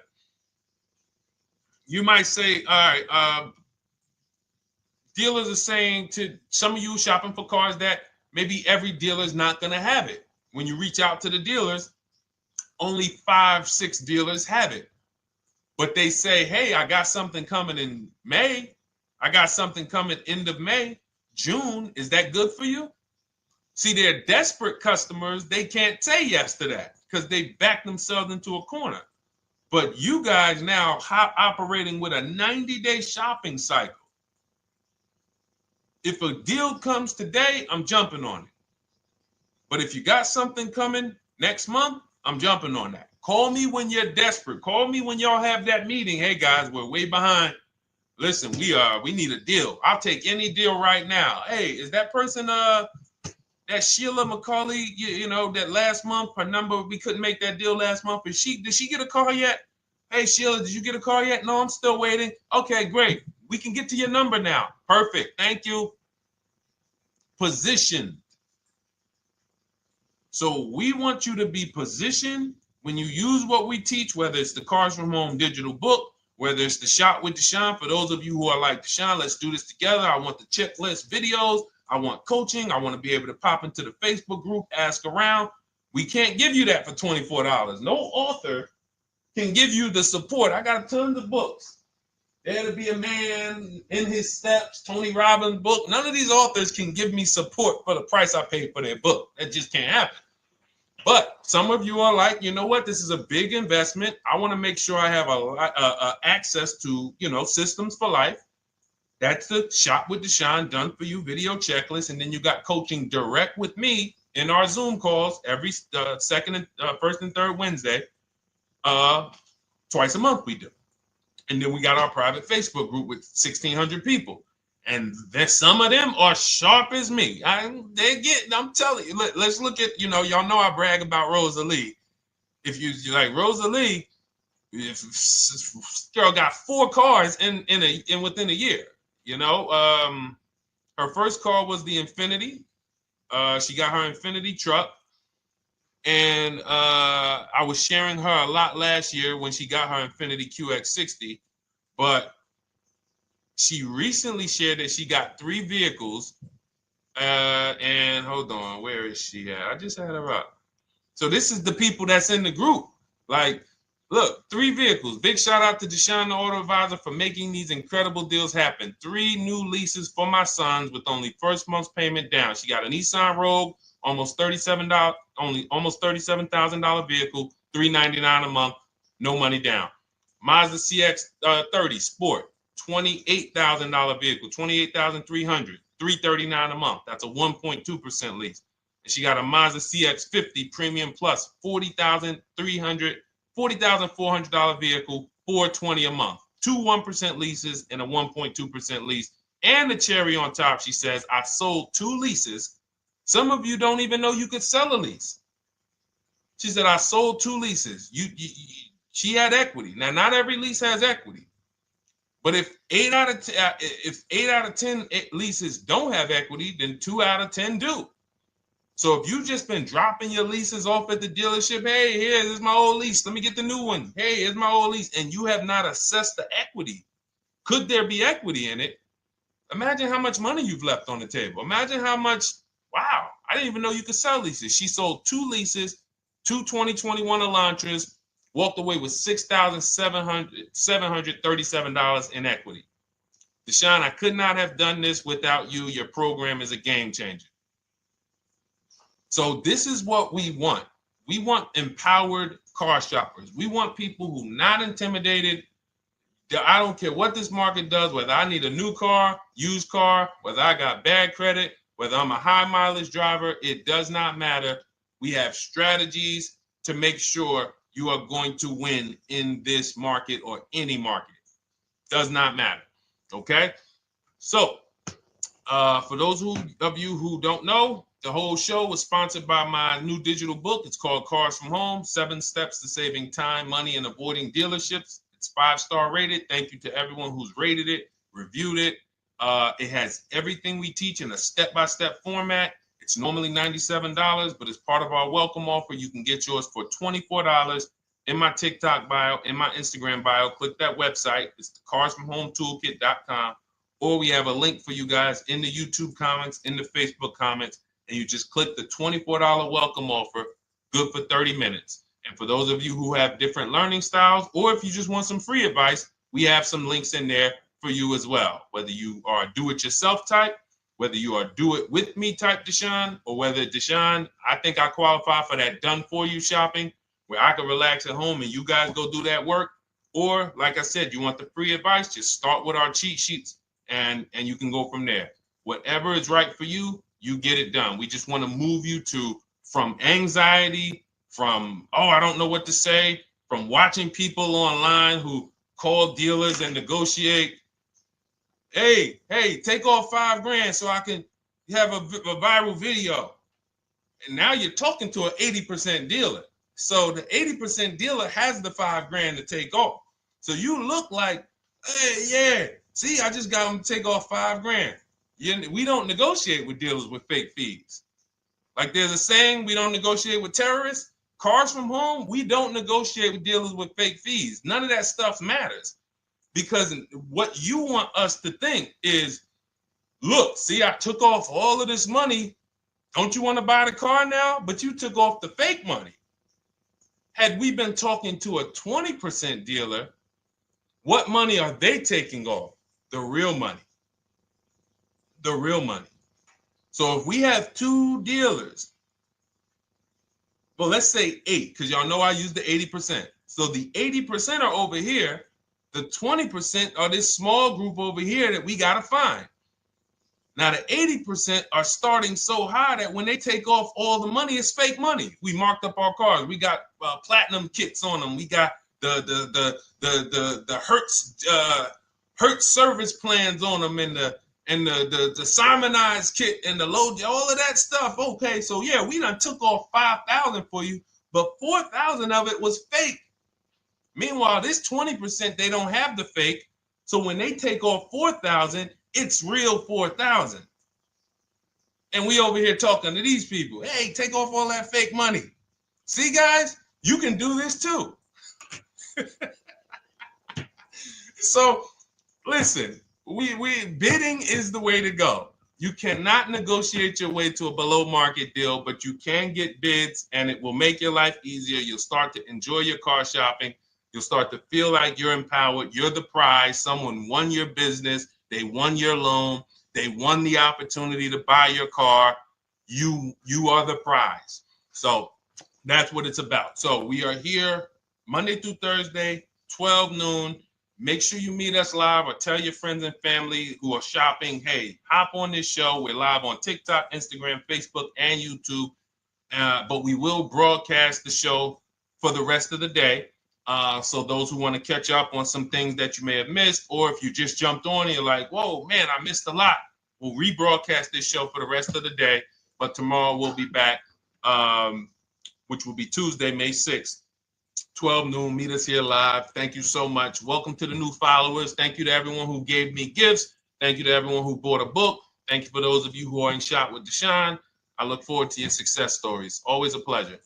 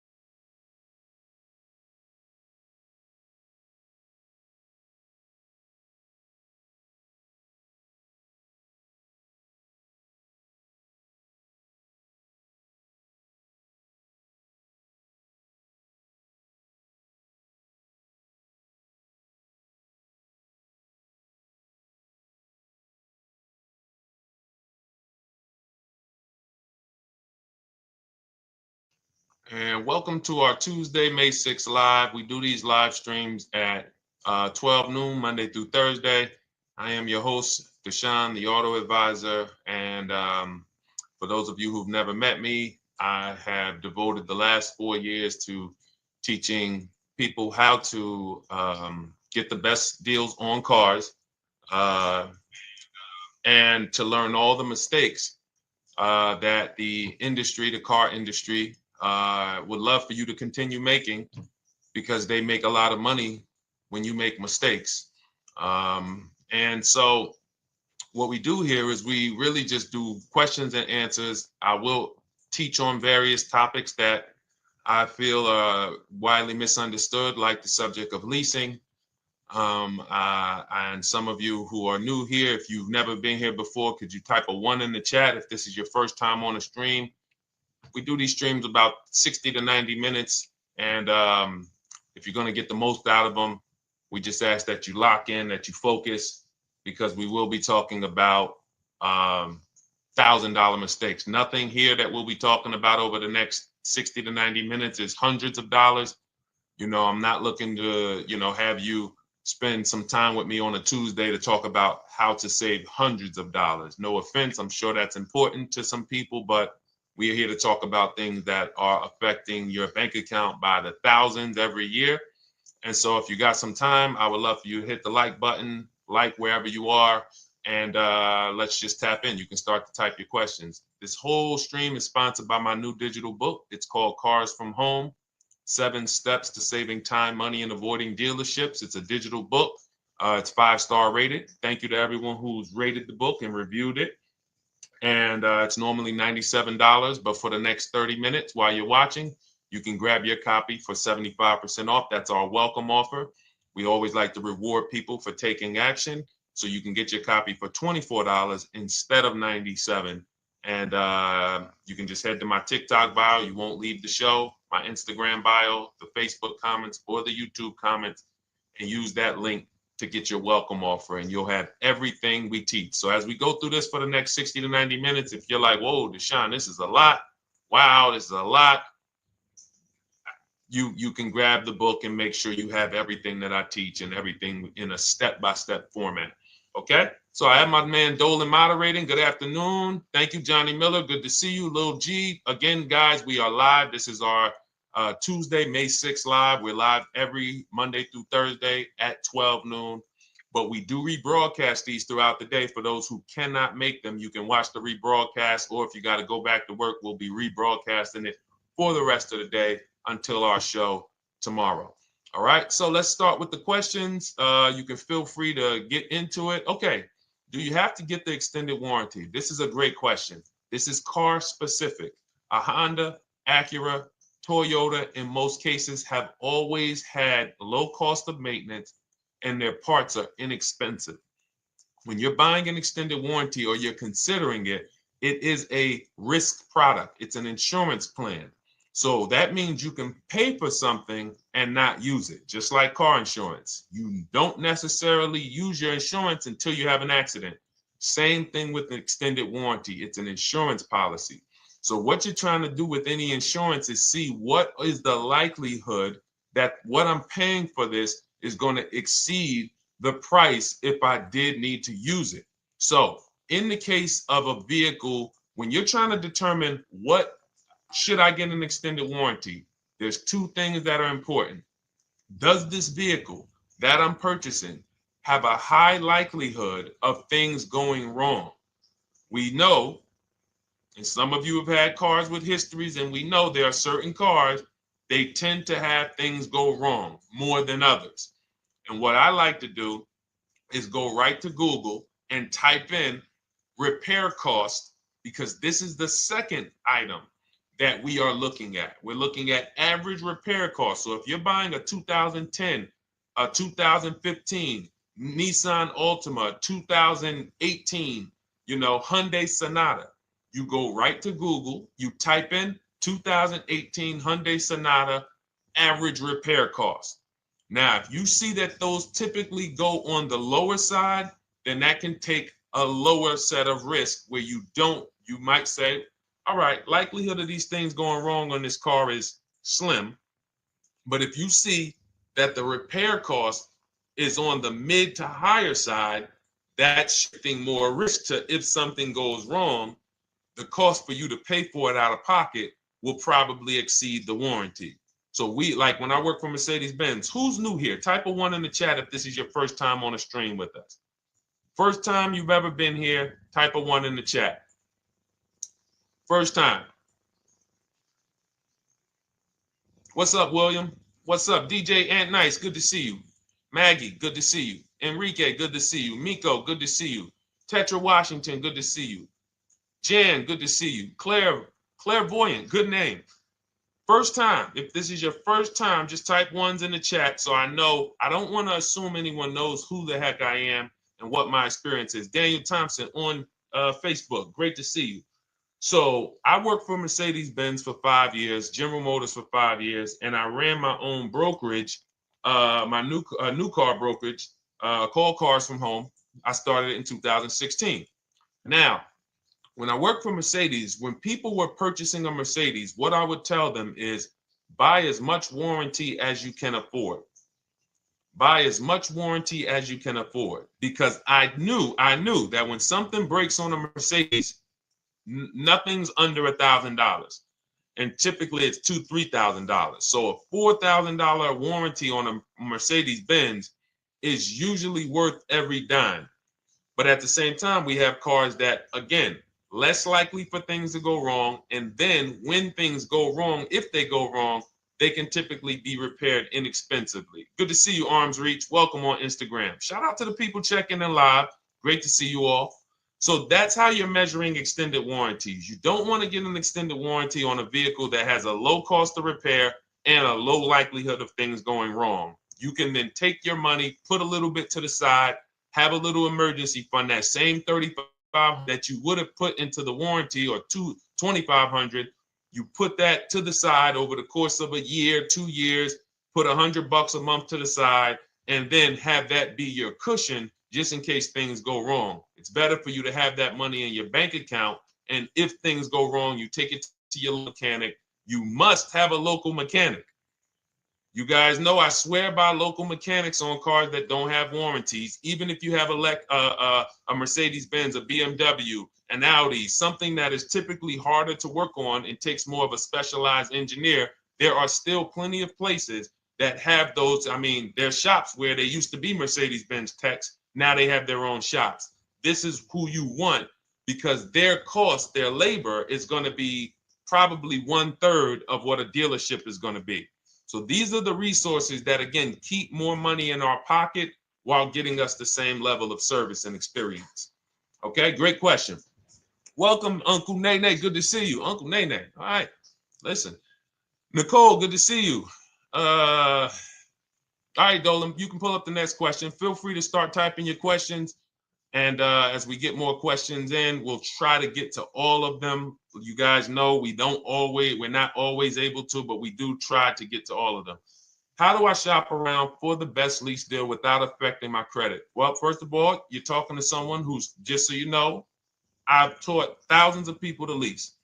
I've gotten 7 leases. Now, when we look at what we are doing with a lease, first, we have to consider how we want the information presented to us. We are not letting dealers tell us how they're going to quote us. We are telling the dealers how to quote us. So we are going to have all our quotes. Thank you to everybody hitting the like button. I see you. I appreciate you. And shout out to the sharers. As I see people who share, I always like to give the shout outs to the people who share this broadcast with their friends and their family. And thank you to everyone who's giving gifts on TikTok and Instagram. Appreciate you all. So what we are doing when we're telling a dealership, you give us a quote with first month's payment only out of pocket, 12,000 miles per year, and put all the taxes and fees into the payment, assume tier 1. So we are presenting it now in my book and in my Shop with Deshone programs, my video checklist. I have all the templates.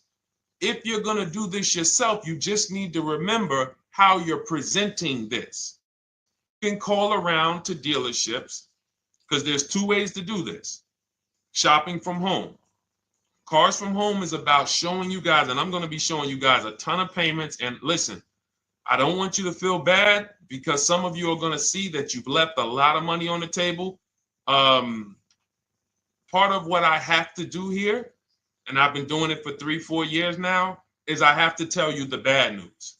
For 3 years, I did a masterclass called Everything You're Doing Wrong Buying, Selling, and Leasing Cars. We put probably over 15,000 people through that masterclass.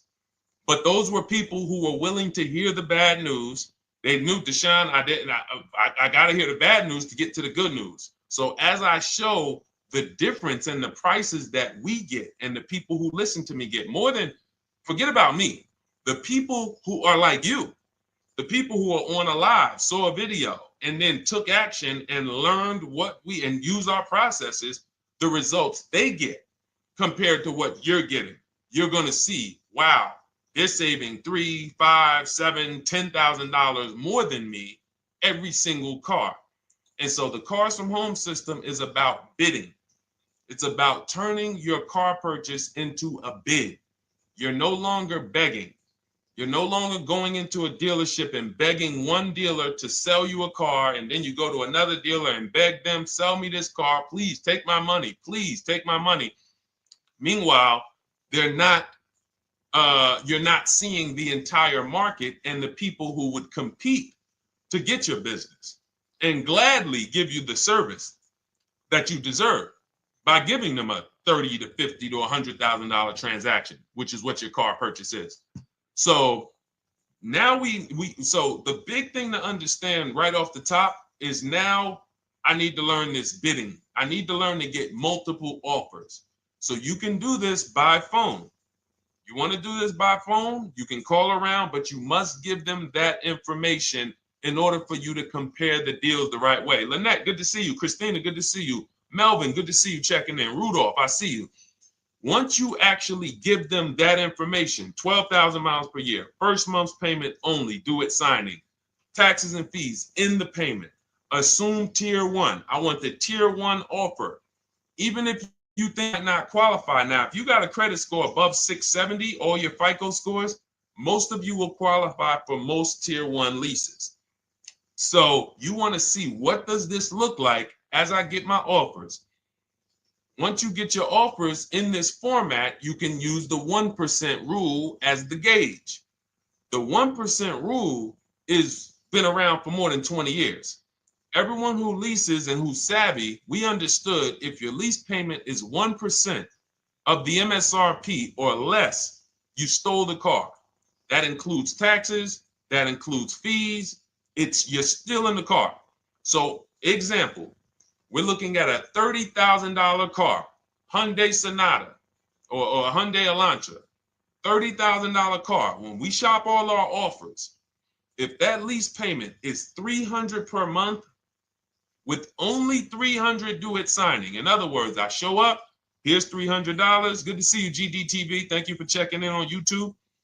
Once I give you that $300, that's my payment for the next 35 months. So that's a very, very low percentage of the car you're paying. It's a 1% rule. Now, in order to get a 1% lease, you need a great lease program, which means the bank has to be supporting the car, rebates, incentives, and then you need the biggest discount, the dealer who's going to give you the biggest discount. Now, one of those we can control.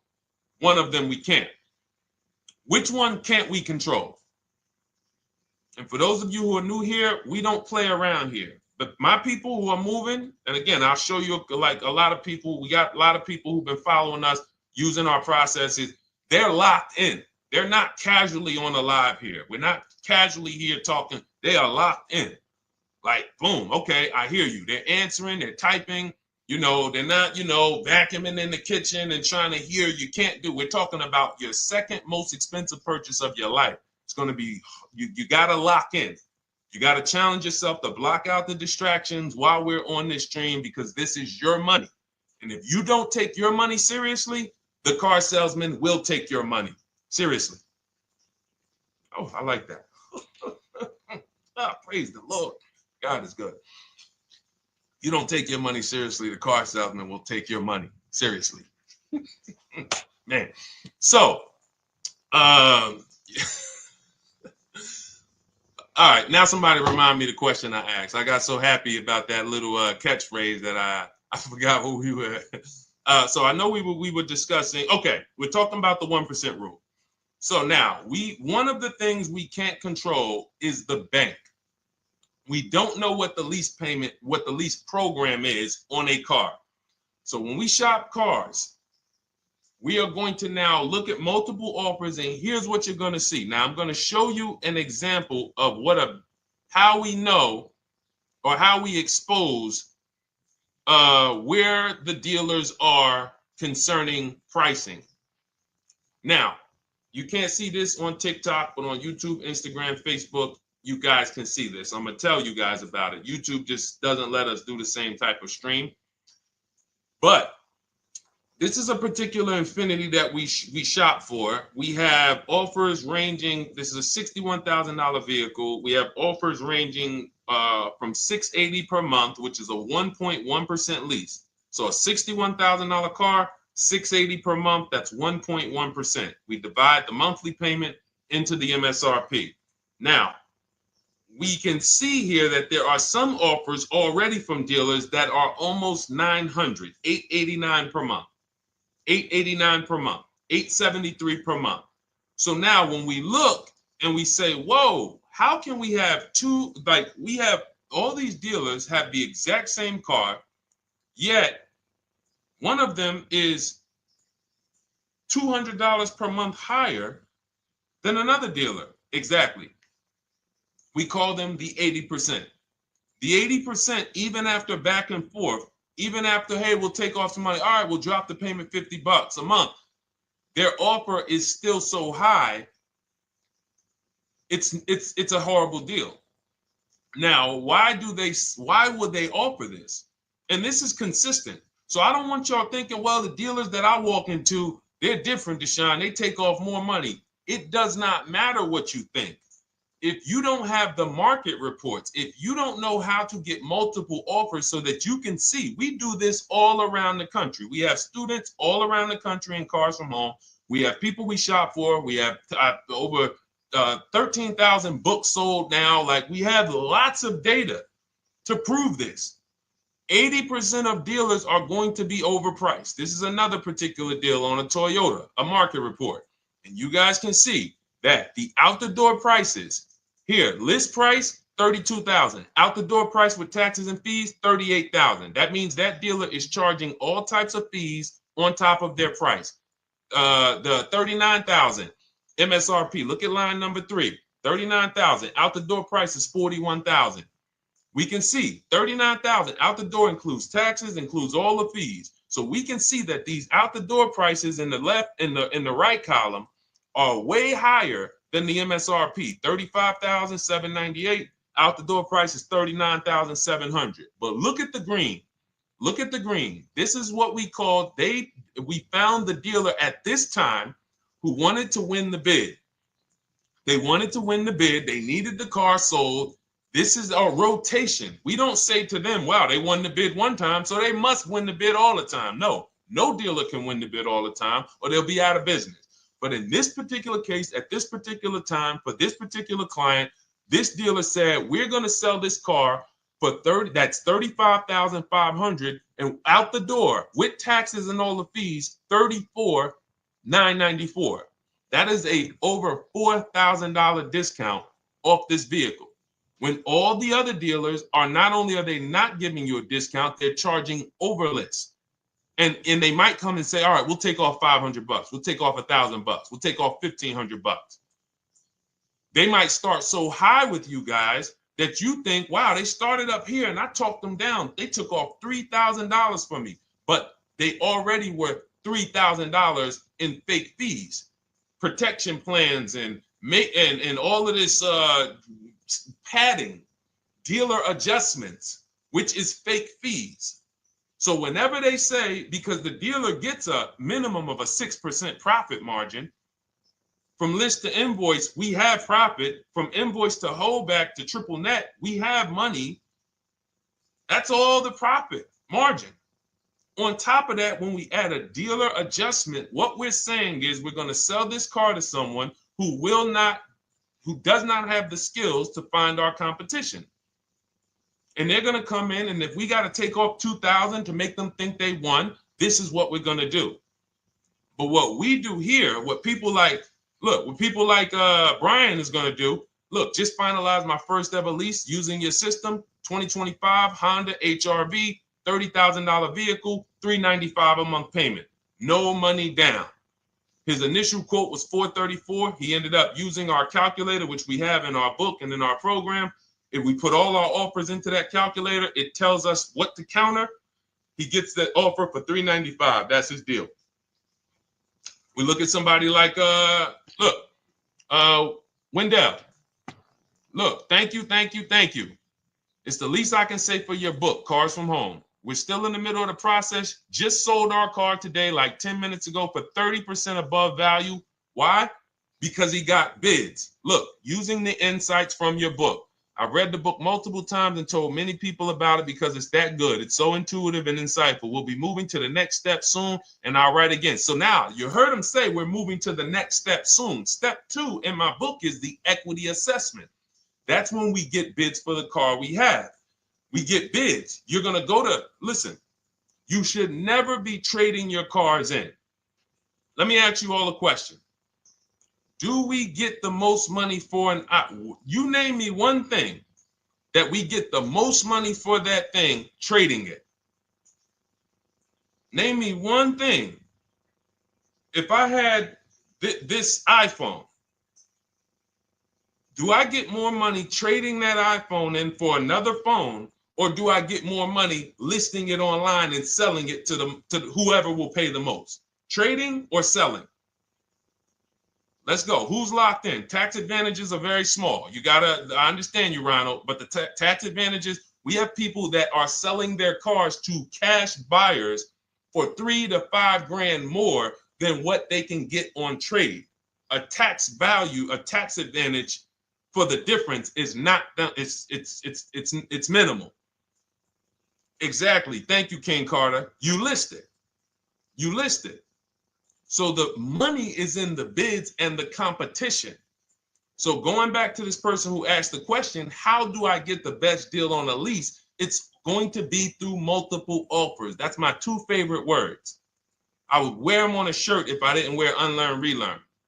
Because more than multiple offers, I need you to unlearn. Because the people who come with bad information from years, Deshone, this is not how my uncle taught me to buy cars.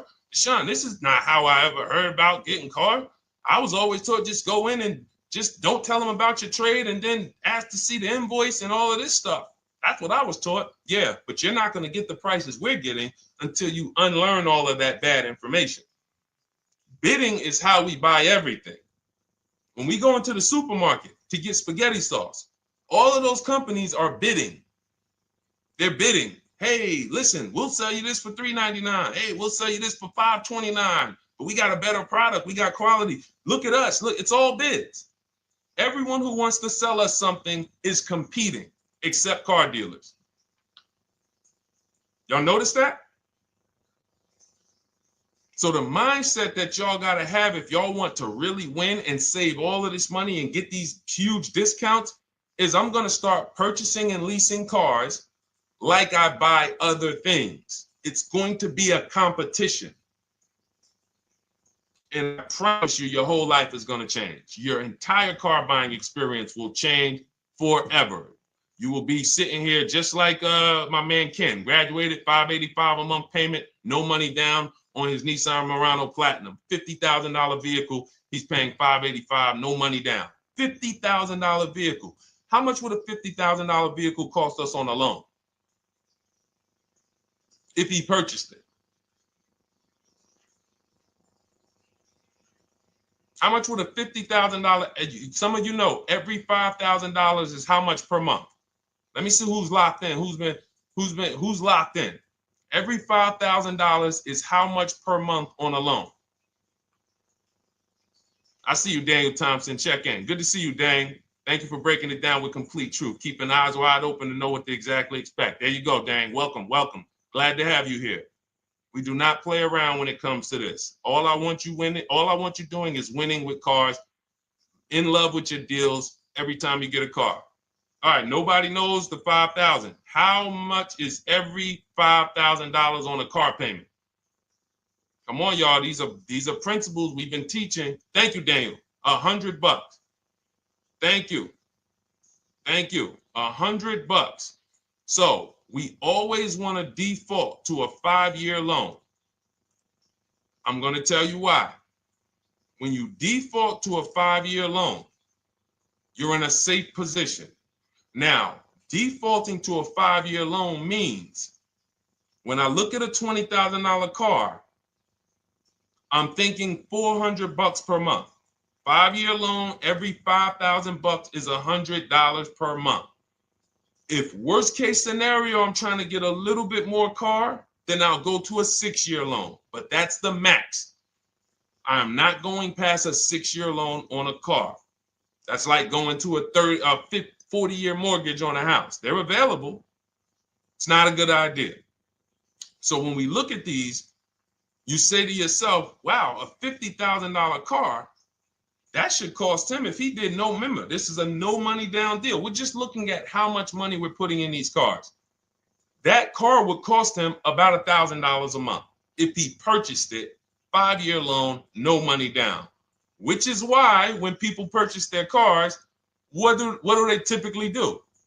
Come up with a ton of money, 10 grand, 15 grand, 20 grand, because they're going to pay into that car to try to lower that payment, because that payment. But some of us who don't have the down payment, we're financing most or all of the car. But here's the thing. I don't want you to feel bad if you're one of those people who like Deshone. I really don't be having those down payments of 10 grand, 15 grand, but I want to drive something quality. Exactly, I hear you. Here's the bad part about the people who are putting 15 grand down on their cars, but they're breaking the 8-year rule. This is what we call in Cars from Home and everything I teach. The most important question is how many years are you going to keep this next car?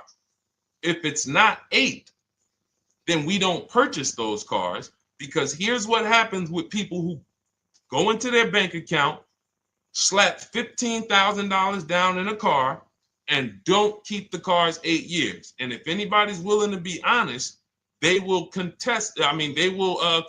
this right here on the stream. When they go to replace that car in 3 years or 4 years, they literally have a little bit of equity. Maybe they're just breaking even. They're not getting that 15 grand back. It's gone. It's gone. Anyone who puts 10 grand down on a car and then comes back in 3 years, 4 years, all right, I had the car 4 years, 5, listen, I'm going to switch this thing up. They still have a payment. They are barely breaking even. Meanwhile, their payment was 400 or 500, almost double what it would have been if they leased a car, got a below market lease, and they drove a car, no warranty after 3 years. They're driving an inferior product. So if it sounds like I'm here to destroy people from purchasing who are not keeping their cars long term, that is the goal. Because as long as you are buying cars that you're not keeping 8 years, and you buy them, you turn around and you replace them, you are going to continue to spend way more money than people getting below market leases like Ken and like a lot of other people I'm going to show you on the stream. Lots of other people. Look, dealer American Senior Benefits Plan. He's enrolled with us under his company name. Dealer MSRP on this car was $36,300. 2025 Kia Sport X line. MSR boom 561. Monthly payment is $400. Use the system back and forth. Got $400 a month on a 2025 $36,000 car. Once we put our taxes and fees in that would be a $700+ payment. $700 payment. He's paying $400. And y'all wonder why people are losing cars. $300 more per month to drive the same car? It's ridiculous. Imagine somebody like you, when you learn, now you're pulling up. I'm going to tell y'all one more story, and then we'll go into some more questions, because you might not remember what I'm saying. So those of you who have the book, you got this for the rest of your life. But you will remember, hopefully, a story. I'll tell you about my neighbor. So my neighbor finds out that I'm into this car business and that I educate. And he said, hey, Deshone, I was watching some of your videos, and I come across this 8-year rule that you teach. And his wife had actually had a Kia Telluride. Popular vehicles, probably been one of the most popular SUVs, that the Palisade, since 2007, 2019. Super popular vehicles. People were charging $5,000 over sticker for them during the pandemic. People were paying it. We were getting them at discounts. Now, his wife totals the truck. She has an accident, totals the truck. She's fine. Truck is totaled. He was financing it. He said, Deshone, I see this 8-year rule thing, man, and I don't keep my cars 8 years. I said, okay. He said, so I'm thinking I should, like, you're saying I should be shopping for a lease on my next one. I said, exactly. I said, make sure you get multiple offers, because if you just walk in and say, hey, work me up a lease, they'll give you the same payment you had on the purchase. And then they'll tell you something ridiculous that they want you to believe, like, hey, the lease is the same price as the purchase, so you might as well just purchase it. And people believe this stuff. Now, I said, you get multiple offers, stay at home. He calls me, he says, Deshone, I got the new version of the Telluride, new. I'm paying $479 a month. He's $497, and then he said, I think he put down like $1,000, bring it down to $479. $497. He was just paying $800. Do you think anyone can tell him anything about leasing? He's pulling up in the same exact truck. In fact, the newer version. He knows he wasn't going to keep the car long term anyway. He's not going to pay it off and then keep the car and have a paid off Kia Telluride for 10 years. That's not what he does. He keeps them 3 years, 5 years, 7 years, and then he replaces them. So why is he paying $800 a month for years, no warranty, when he could be driving brand new ones for $497 a month, problem free? But as I said, some people are determined to pay more. But the people who, once you get this leasing thing, if you're not keeping your cars, it will change your life. Now, again, I got a car I'm purchasing, we're keeping it. Anything you are buying, keeping 8 years, forget about leasing. It shouldn't be a thing. Who keeps their cars more than 8 years? Let us know. You're an 8+ year person, let us know. In fact, I don't even want to ask, who has a car right now that they've had more than 8 years? And then we'll answer. I want to get Kathy's question too. And then let's get some purchase questions. Let's get some used car questions. Let's get some bank financing questions. We do it all here. But one of the most misunderstood subjects is this leasing thing, and it is costing you guys thousands of dollars every year. And you're driving old cars with no warranties, paying high payments on them because somebody told you you should be purchasing cars. I'm here to tell you they owe you money. They owe you money. All right? So who has a car right now that they've had more than 8 years? Let us know. How many years have you had it? And by the way, for those of you who just joined, this is our Tuesday, May 6th live. We are live every Monday through Thursday at 12 noon Eastern time. So for those of you who are here catching us live, that's when we're live. We will rebroadcast this and replay this show throughout the rest of the day for those who could not catch it, or if you had to jump off, go back to work. You're like, oh, I got to go back to work. You can catch it on the replay throughout the day. But we are live Monday through Thursday at 12 noon. So welcome to the people who are here. EJ, driving a lot of miles does not matter. Let me break this down for you. So right now, let's go to somebody who else has a lease.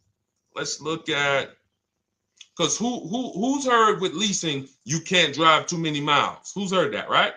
Type me if you've heard that. Let's go. Type me if you heard that. Come on, where's the locked in people at? I see Kathy, I see EJ, I see DJ Ant Nice, I see XP. All right, I see Mr. Slim. Welcome to the community. I see Rhonda. All right, where are the locked in people? Instagram, where we at? Locked in. All right, dang, I see you. Jamel. All right, perfect. So, Sherry, I see you. Sherry Baker on TikTok. So you've heard, oh, you can't drive a lot of miles with a lease. Let's be clear here. You choose the mileage on your lease. It's not selected for you. In fact, the only time it is selected for you is if you don't realize you choose it. That's the only time they're going to choose your mileage for you. If you go in and you do something like, hey, work me up a lease deal, they're probably going to work you up a 10,000 mile a year lease deal. And they're probably going to say, hey, you need $3,000 down, and this is going to be your payment. And next thing you know, it's a high lease, and it's just terrible. Happens all the time. We tell people how to quote us. First payment due at signing, taxes and fees in the payment. So now let's look at a lease, and let me show you what it would look like. So this is Val Boss Lady. She's in our Shop with Deshone program. Everything that you guys know that we're talking about here, if you're like, hey, I really, really want to go deeper, I want the step-by-step, the blueprint, that's my digital book, Cars from Home, 7 Steps to Saving Time, Money, and Avoiding Dealerships. Normally $97. You get a welcome offer. It's 30 minutes because I want to see you win, and you get 75% off for 30 minutes. If you go to my TikTok bio, Instagram bio, YouTube comments, Facebook comments, click those links, and then click that one that says $24 welcome offer. 30 minutes only, reward for taking action. You have everything we teach, the low market leases, the low market purchases, used cars, bank bidding war, making banks and credit unions bid, all of that, $24. You can, somebody emailed me yesterday, said, I'm $15,000 up with what I've learned from you already. And so if you can get it for $24, you can save tons of money for the rest of your life on a $24 investment. In this case, Val's in our, she's more of a wants to do it with me type. Videos, checklist, she doesn't want to read. That's our Shop with Deshone, do it with me program. I coach people. And so she gets a deal on this particular car. Same information, by the way. Not better information here than the book. It's just different learning styles. So she gets a $51,000 electric vehicle, 2025, beautiful vehicle. She's paying 1.16. So her payment on this car, on this $51,000 car, let's continue to make sure we understand the price of these cars. $51,000 car, her payment is $591. No money down. Now, some of you might say, wow, if I got $591, I'd probably put like $3,000 down, bring it down to $499. You could do that. That's how we can do. We can do that because she already got an incredible deal. Then we're just determining how we want to structure our payment. And thank you for everybody sending me gifts. I appreciate you. Thank you for all the badges. I don't take it for granted. And thank you for everyone who's hit the like button. Those of you who are double tapping the screen. Every time you hit something on TikTok, you like it, you double tap the screen, you keep running those likes up. We appreciate you. It does matter. It helps spread the word. So let's say Val wanted, she's a high mileage driver like EJ. Let's say, EJ, how many miles per year do you drive? 20,000, 25,000? Let us know. I'm gonna show you why. In my book, I have 2 strategies for high mileage drivers. I'll tell it to you guys right now. How many miles a year do you drive, EJ? 25,000, 20,000? Those are both high. Let us know. Or if anybody, else, because, anybody else who's a high mileage driver, let us know. How many miles? 26. All right. Thank you, EJ. So let's just round that to 25 for now. Let's just round that to 25. So let's say instead of her $591 payment for a $51,000 car, now you could shop for a $30,000 car and you can have a 1% payment. If it was, a similar deal, you'd be paying $300 a month. In her case, she has a $51,000 car. She probably wanted a nice SUV that looks beautiful, that some other people are paying $1,000 a month for. She's paying $591. But if she wanted to bump it up to 15,000 miles a year, she'd be paying another $30 more per month. She'd be paying $620. Now, if she wanted to bump it up to 20,000 miles per year, she'd be paying probably another $80-90 per month. So she'd probably be paying $700 to drive 20,000 miles per year. Now, let me tell you guys, because some of you guys who are like, yo, man, those payments are high. We're talking about $50,000 cars here. So if you were shopping for a $30,000 car or $35,000 car, naturally, if we took the same exact numbers, let's take a $35,000 car, 1.16 lease. That's a 406 payment, probably $399.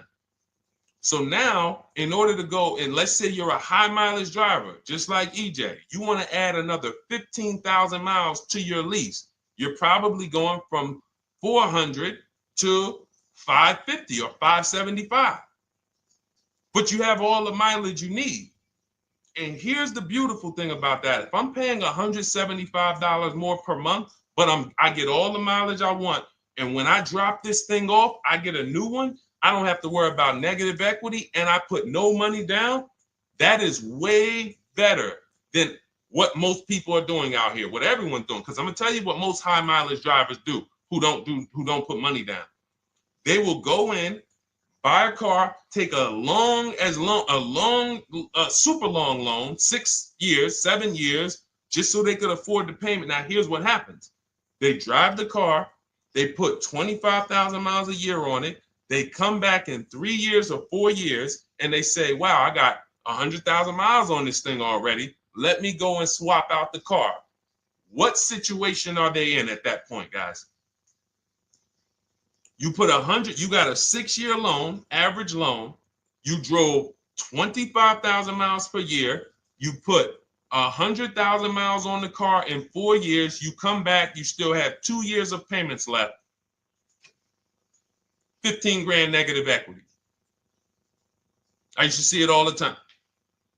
Thank you, I am rich. Locked in on Instagram. I see you. Locked in. See it all the time.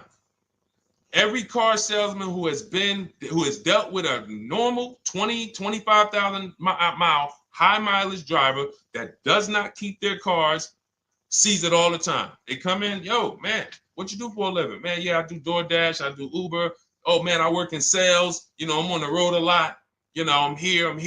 You know, all right, I want to replace this thing. I got like 110,000 on it. Okay, you still got a loan on it? Yeah. All right, we already know you got negative equity. Then we appraise the car. All right, the car's worth like 7,000. How much you owe? Man, you owe 19,000. All right, well, what can I do? Can you get me into something?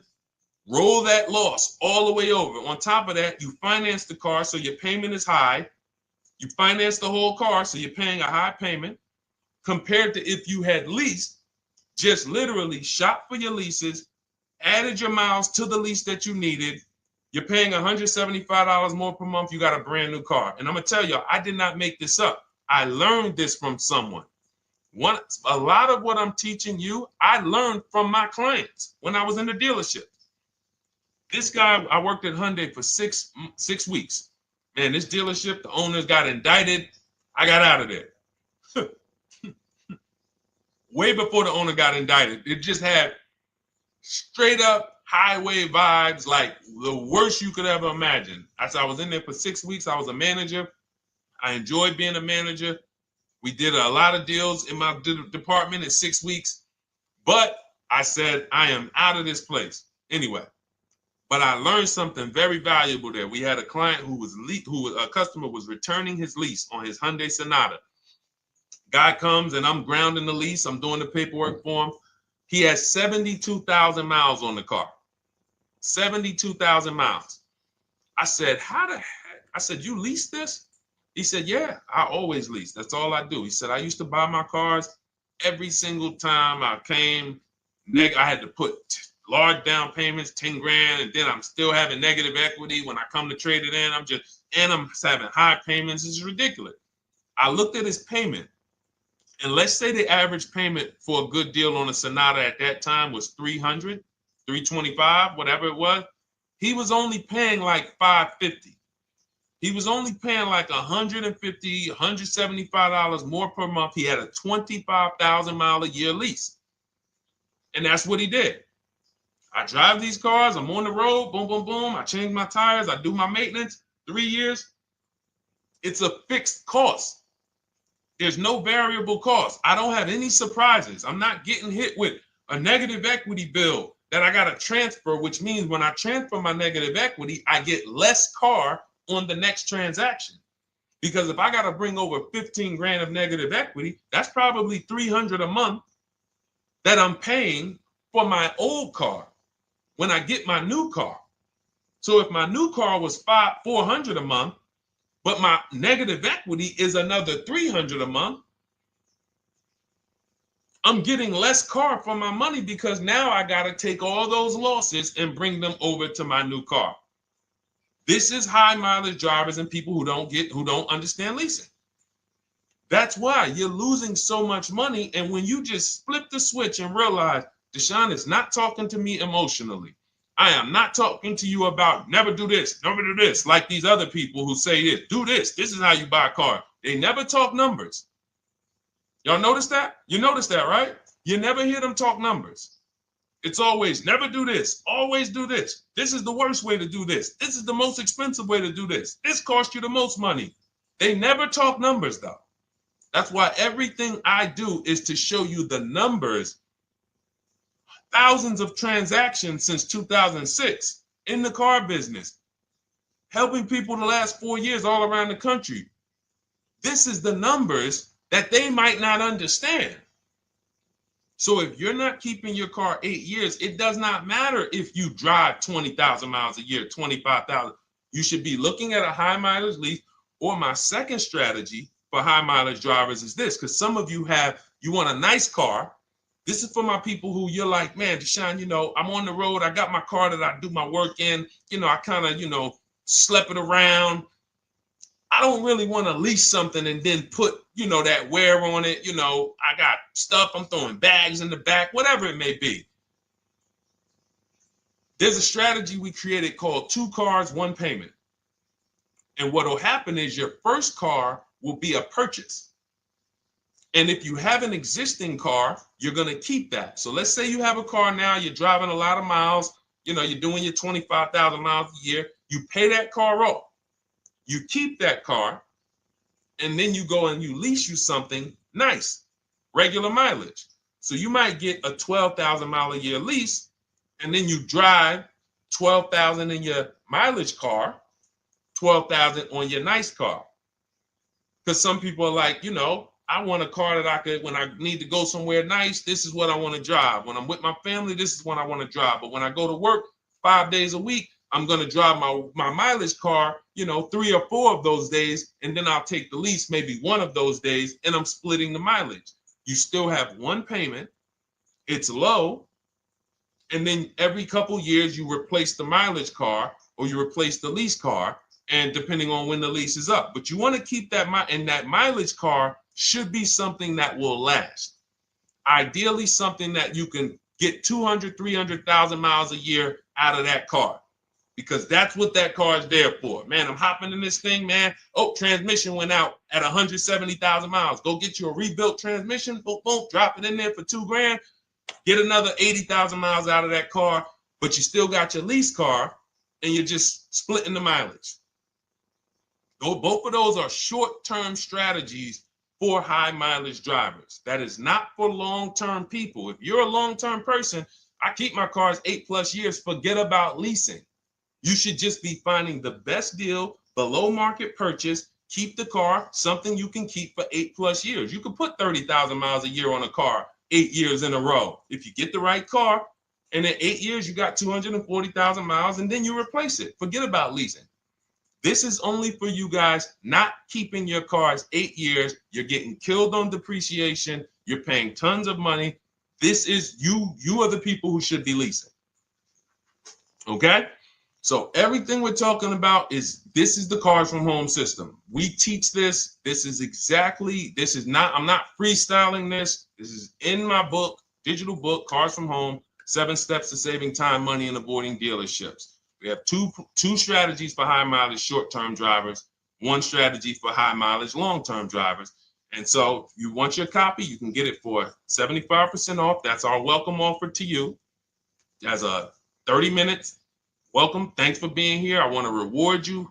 If you want everything we teach in a step-by-step way, go grab your digital copy. It's in my TikTok bio. It's in my Instagram bio. Click those links. We also got a link in the YouTube comments and the Facebook comments.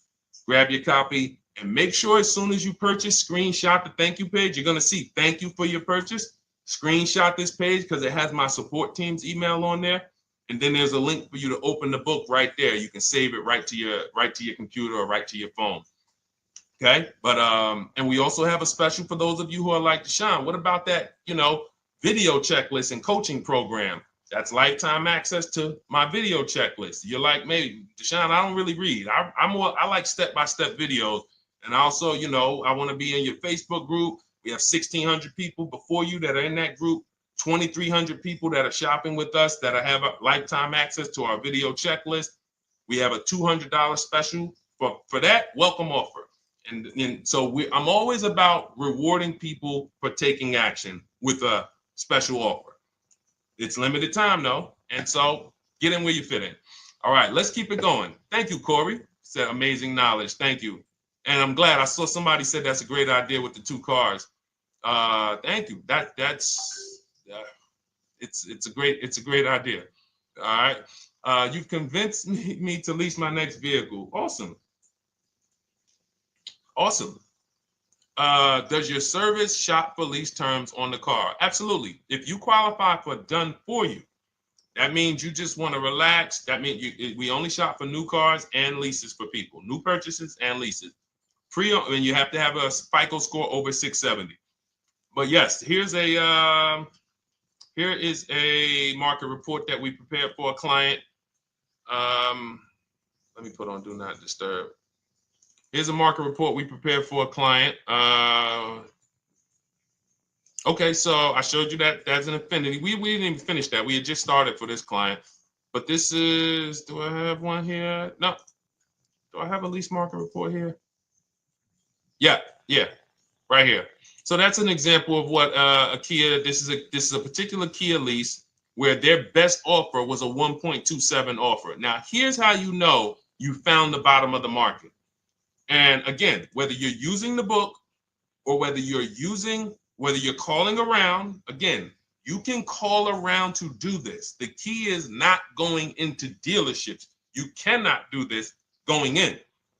Once you get your offers, you know you found the bottom when your best offer is between $150 to $200 less per month than your worst offer. And if you're purchasing, you should see a spread of between $3,000 and $5,000 minimum between your best offer and your worst offer. That's when you know you've shopped correctly. Because until you find the 80% dealers, you have not shopped correctly. If you're like Deshone, these prices still seem close. You have not found, you're talking to the 80%. You haven't found the 20% yet. Because the 20% is going to be that $3,000 to $5,000 less than the 80%. That is just the numbers. That's the way it works. So yes, so when some cars you're going to see that the lease program won't allow for a 1.1% lease. The best offer, like, we've shopped Hyundai Palisades for years. And I got my dad one back in November. And his best offer is like around 1.3, 1.28. That's the best I've ever seen on a Palisade. I've never seen a 1.1 on a Palisade. I've had people in our Charles. Some of you know I posted pictures of him when he got his Palisade last year. We clear out the old pictures because we got a bunch of new people with 2025. So we're not going to sit here and talk about 2024s anymore. We got Ken, we got Melissa, we got Sheree, we got a bunch of new people, just Ralph. We're not going to, but I do remember posting Charles who got his Palisade and he's like, he shopped, used the system, got his multiple offers. Best deal was 1.3. So that's where it comes in at because of the lease program. That dealer is already taken off to win the bid, probably taking off $5-6 grand.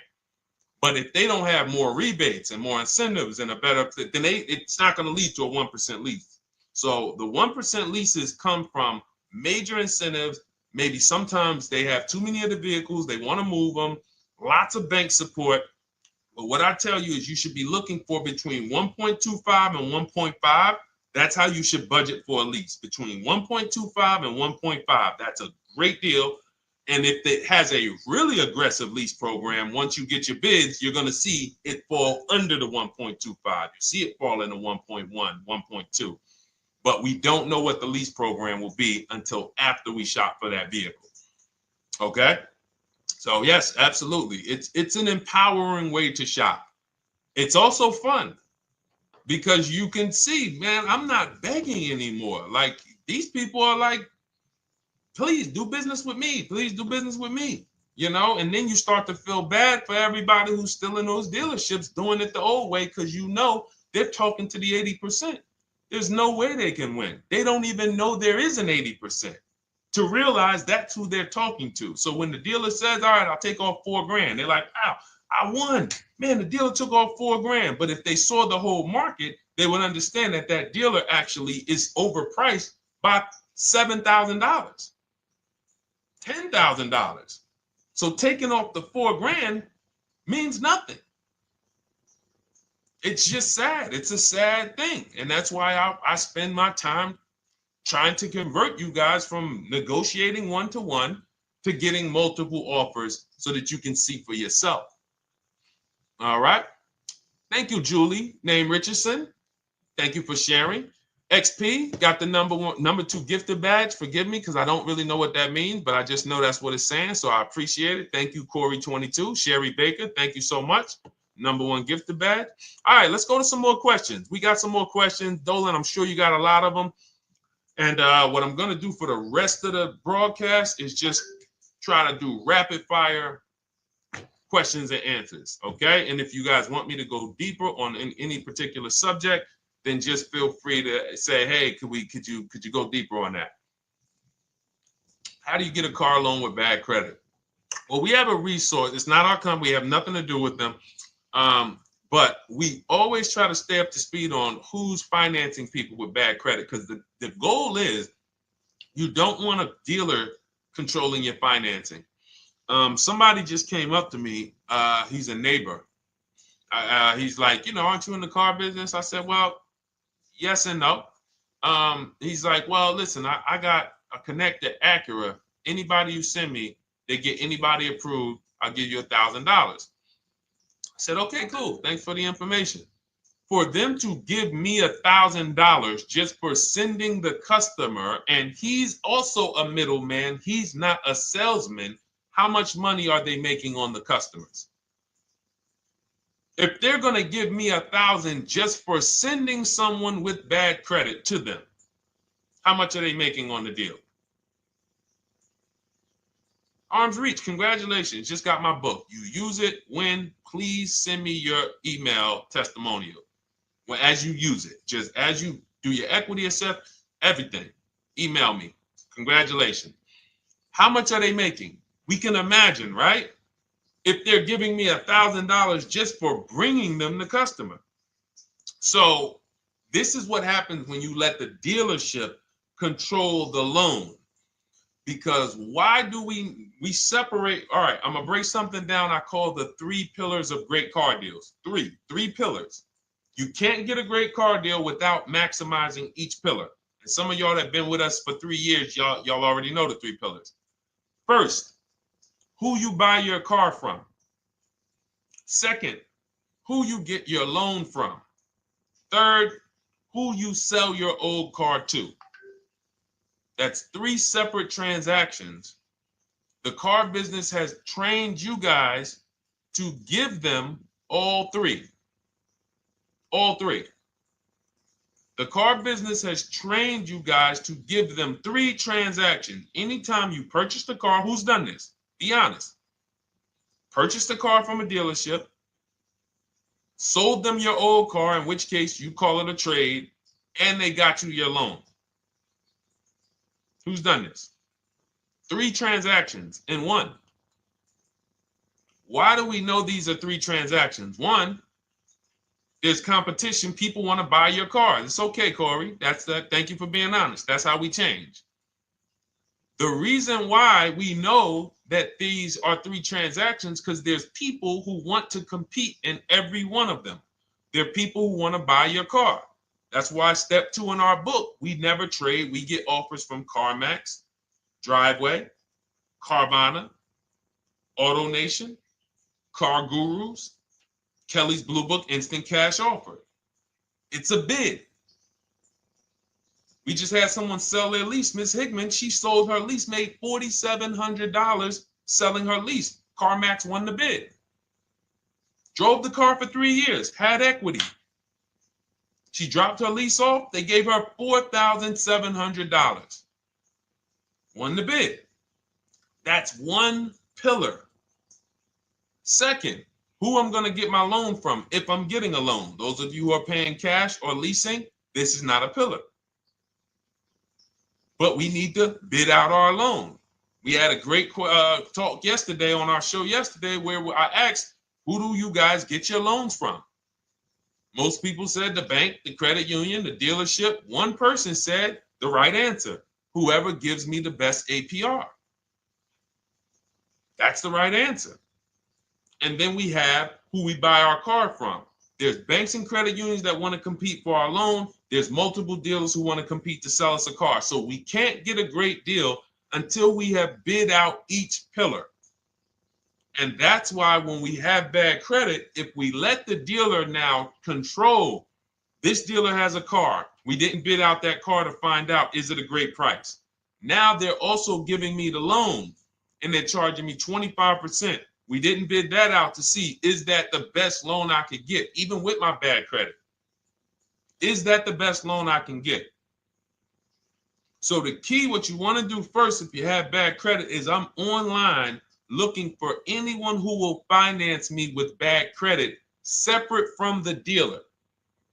I'm not going to Carvana.com and saying, hey, you can get a car with us you can get a loan with us as long as you buy a car from us. You're mixing the transactions. You're taking away my ability to get bids. I'm finding someone you should check out. There's a resource. Oh my goodness, what's the name of the company? It's in my book, but I want to give it to you. Goodness, it's slipping my mind right now. Send me an email or DM, because here's the thing. If you use just that part and get the loan funded, but you don't know how to bid out everything else and structure your transactions, and are you keeping the car 8 years? Because if you're not keeping the car 8 years and you're like, Deshone, I hear you talking about leasing. I'm not keeping my car 8 years, but my credit's not good. The only purpose, if you telling me that I could be driving brand new cars for cents on the dollar, but I don't qualify right now, this car that I'm going to get is to set me up. So I'm not going to get a $30,000 car. I'm going to get me a $12,000 car, $10,000 car, the cheapest car I can get a loan on, so I can establish a payment history. And once I establish a 2-year payment history, yeah, I'm going to drive a car less than what I could drive. I got the money. I could afford more than this. But you're not setting yourself up for the right transaction. You should be setting yourself up and saying, all right, I'm going to sacrifice with this car, drive something that I know this is not my ideal car, but I'm going to build 2 years of payment history. So when I go and I swap into my lease in 2 years, I'm out with a brand new car. I'm paying cents on the dollar, and I won. But it was a plan. It was a long-term plan. This is the second most expensive purchase of your life. You can win every single time, or you can lose and set yourself and your family back 5 to 10 grand each car or more. Every time you get a car, it's 5 to 10 grand more you're coming out of your family's bank account than what could have. Then you got the car breaking down. Now you got tow trucks, all because you don't have an actual plan you're rolling out. And that's what I see a lot of people do with bad credit. Oh man, I got bad credit. I'm just going to go and get me something. I could afford $600 a month. And they go and buy the most expensive car. But because 25% interest is on the loan, they're not getting the most car for their money. Now, 3 years down the road, they're going to pay the high payment, still have negative equity because the interest is so high. And then they go and swap and do it again. And because the payment's so high and the car is older, because they want something fancy, but they really can't get that because, again, the interest is high. That's eating into their budget. Now, they're going 3 years down the road. They missed 3 payments. They were late 3 times, so they're no closer to leasing. Credit's still bad. This is disaster. So if you're a long-term person, I break it down for you guys into two groups of people: long-term, short-term. Long-term high mileage driver, short-term high mileage driver, different plan. Long-term bad credit person, short-term bad credit person, different plan. If I'm a long-term person with bad credit, here's what I'm doing: finding the absolute best car I could find, getting bids, either new cars or used cars. We got the strategies for both. You can use the marketplaces, cars.com, Car Auto Trader. We got a whole strategy for how we find used cars, but you find that car, you pay your loan of 20%, 19%, 18%, if that's the best you can get. Because here's what you're going to do. In 2 years, you're not swapping into a lease. In 2 years, you've established a payment history, you fixed your credit, and now what are we going to do? You got a quality car. You're not thinking about trading it. You're not thinking about replacing it. You're like, man, this is my car. It's a great car. I'm just paying daggone 20% interest. What do I do now after 2 years? Now that my credit is good because I got a quality car, dependable car, I'm focused on fixing my credit over 2 years. What am I going to do after 2 years? Anybody?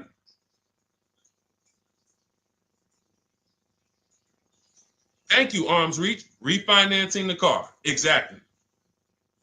Exactly. So that's the bad credit long-term strategy. Great car, dependable car, car's not going to break. This car is going to last me 10 years. Right now, when I bought it, 20% interest rate. That was where my credit was. But I worked on my credit. Boom. I'm a 690 now. I'm a 720 now. I'm refinancing that into a short-term, into a shorter-term loan, and I won. Pay this thing off, and I'm going to keep it. Nothing to talk about leasing. Leasing only comes into play where the 8-year rule is concerned. I'm not keeping this next car 8 years. I should be setting myself up to lease, or I should be leasing. That's how I'm going to save the most money, keep the most money in my bank account, have the best car. Not even close. Not even close. All the wins for the purchasers are after 8 years. People are like, man, Deshone, I got a car, man. I had this thing 12 years, man. It's been paid off for 6 years. I ain't had a payment. I love it. Long-term purchaser. You won. You won. Who's in that situation? Who has a car outside that they've had for more than a decade? Paid off. You can give it to your son. You can give it to your daughter. It's an extra car. That's purchasing. That's the wins. That's what we call the reward stage of purchasing. But you got to get there. All right. All right. Let's go. A lot more questions. We got probably another 20 minutes. We'll stay on. So let's keep it moving. But again, Lynn Buzz. That's the company. Lend, LENDBUZZ. They started, I started seeing them about 18 months, 2 years ago, and they were loaning to people with, international students, people who didn't have credit. You want to try to find a place that will fund you independent of the dealership. That is what your goal is at all times. Independent of the dealership. Here, you qualify based on your income and your credit. You qualify for $18,000. Go find a car now. That is what you want. You don't want people mixing the bank loan with the car and two pillars that they are controlling. We're controlling the price of this car. We're controlling your interest rate. We don't want that. Yep, exactly, Cindy. For those who just joined, this is our Tuesday, May 6th live. We do these lives Monday through Thursday at 12 noon, so you can tell your friends, family. We wanted to now come up with a constant and consistent time where I can meet with you guys. If you don't have, if you can't stay the whole broadcast, we will replay these throughout the day because sometimes people got to jet back to work. They're watching us on the lunch break. You can catch up on the whole rest of the show throughout the day, all the way up until tomorrow, and then over the weekend, we'll play a whole compilation of all the shows for people who really want to dig in and hear all the questions that we answered throughout the week on, Monday through Thursday. But if you want to join us live, set your calendar, set an alarm, meet us on any channel. We're on TikTok, Instagram, Facebook, and YouTube on the Deshone the Auto Advisor channels, 12 noon, Monday through Thursday. All right. Let's go. Next question, Dolan. All right. What are your thoughts on purchasing used versus new? It's a great question, Kathy. For me, it's a matter of budget and values. It's only a matter of values if you can afford both. So if you can get everything you want in a new car for your budget, everything you want, everything that you need, and you can afford it in a new car, you have the option to choose both. So it becomes a matter of values. In my book, I teach, are you a person who's like, I want to reward myself. I only get a new car every decade. I'm going to keep this thing 10 years. I want the latest and greatest. Therefore, I'm going to shop and get the best offer, get me a below market purchase. Because y'all notice I always put in a caveat of a below market purchase, below market lease. That's all we're talking about here with Cars from Home. That's all we're talking about. You need to, every purchase you make or lease you get, you want it to be a below market lease or purchase. So now, if I could afford both, is it I'm going to reward myself with a new vehicle, or do I have these other values where I actually want to knock 20 to 30 to 40% off the price to get even more for my money? So that's really up to you if you can afford both. There's no right or wrong there. It's a matter of, like I said, the values. Now, some of you once you look at your budget, I have a tool in my book and in our video checklist, the coaching program called the Perfect Budget Calculator. We invented this, so it's not on Google. You'll hear a lot of the stuff, almost nothing we teach. You're like, if you ever go to look for it, the 8-year rule. No one talks about it. We created it. This is our intellectual property that we created to teach you guys to create these boundaries, the rule of 72 and the 10th birthday, 1.5% rule for overpaying for leases. These are all things that are absolutely proprietary to Cars from Home. But one of them is this Perfect Budget Calculator. Sometimes when we're factoring budgets with most calculators, they don't include fees that we know dealers have. And I'm talking about legitimate fees, tax, documentation fee, motor vehicles. So we're putting our budgets together, but we always get caught out there. Who's had that happen? You got it all figured out. You get to the dealership, you bought the car, and they're like, well, what are you going to do with the fees? Because you got $3,000 in taxes and fees. And you're like, oh, where'd that come from? Sometimes they're lying and sometimes it's legit.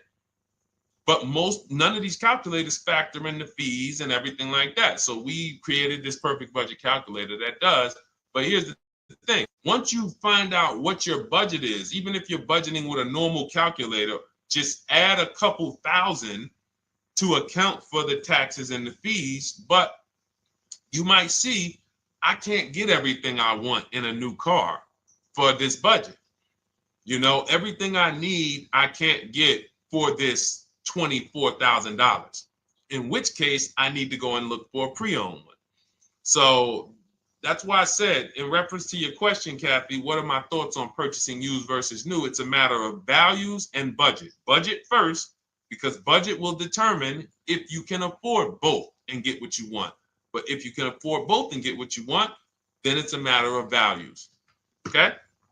So again, everything we're going over is in my new digital book. It's called Cars from Home, 7 Steps to Saving Time, Money, and Avoiding Dealerships. It's 5-star rated. Thank you to everybody who has taken the time to rate it and review it on Goodreads.com. It means a lot. And we can't continue to get this information out without you guys. So we appreciate you. And you can get your copy instead of $97, you can get your copy for $24 as part of our welcome offer. So that's 75% off. If you go to my link in my TikTok bio, Instagram bio, the YouTube comments, and the Facebook comments, we have a link there for you guys. And you can grab it. It's a digital book, so you don't even have to wait. It'll be in your inbox by the time you jump off the stream. But make sure when you get it, you screenshot that thank you page, because it has my support team's email. Sometimes you may be rushing, you're trying to get back to the stream and you type your email in wrong. Also, as soon as you purchase, the link to open the book is right there. So it'll say open the book below. You can save it to your computer. but I would rather you get it for $24 than $97. Although we've sold a lot at $97 because people feel it's worth every dime. You're going to save thousands and thousands of dollars for the rest of your life using what's in the book. Your first transaction, you probably save $4,000 to $6,000 to $8,000 depending on the car. So $97 is great, but $24 is even better. All right. And for those of you who have a different learning style, you'll see in there, shop with Deshone. You're more of a do it with you person. Do it with me, Deshone. Okay. We have lifetime access to shop with Deshone, and I coach you personally for 6 months. So we jump on Zoom calls twice a month. And some of you who may qualify for done for you, just do it for me. If you qualify for that, we have a welcome special for that too of $300 off. So get in where you fit. And those of you who are new or you're like, Deshone, I like what you're talking about, but I still don't trust you. You can start with our free cheat sheets. So just start somewhere so that you can start to reinvent how you're car shopping. Magley, how are you? Oh man, of course I remember you. Following for years. You actually were following me from the time God blew me up on TikTok. That was 2021. So I absolutely remember you and I appreciate you. And yes, it's so good to see you. Absolutely. Absolutely good to see you. All right, Dolan, we got a couple more questions. We got time for a couple more. Let's try to go as fast as possible. The discount for the book is not working. It says time ran out. It's 30 minutes. I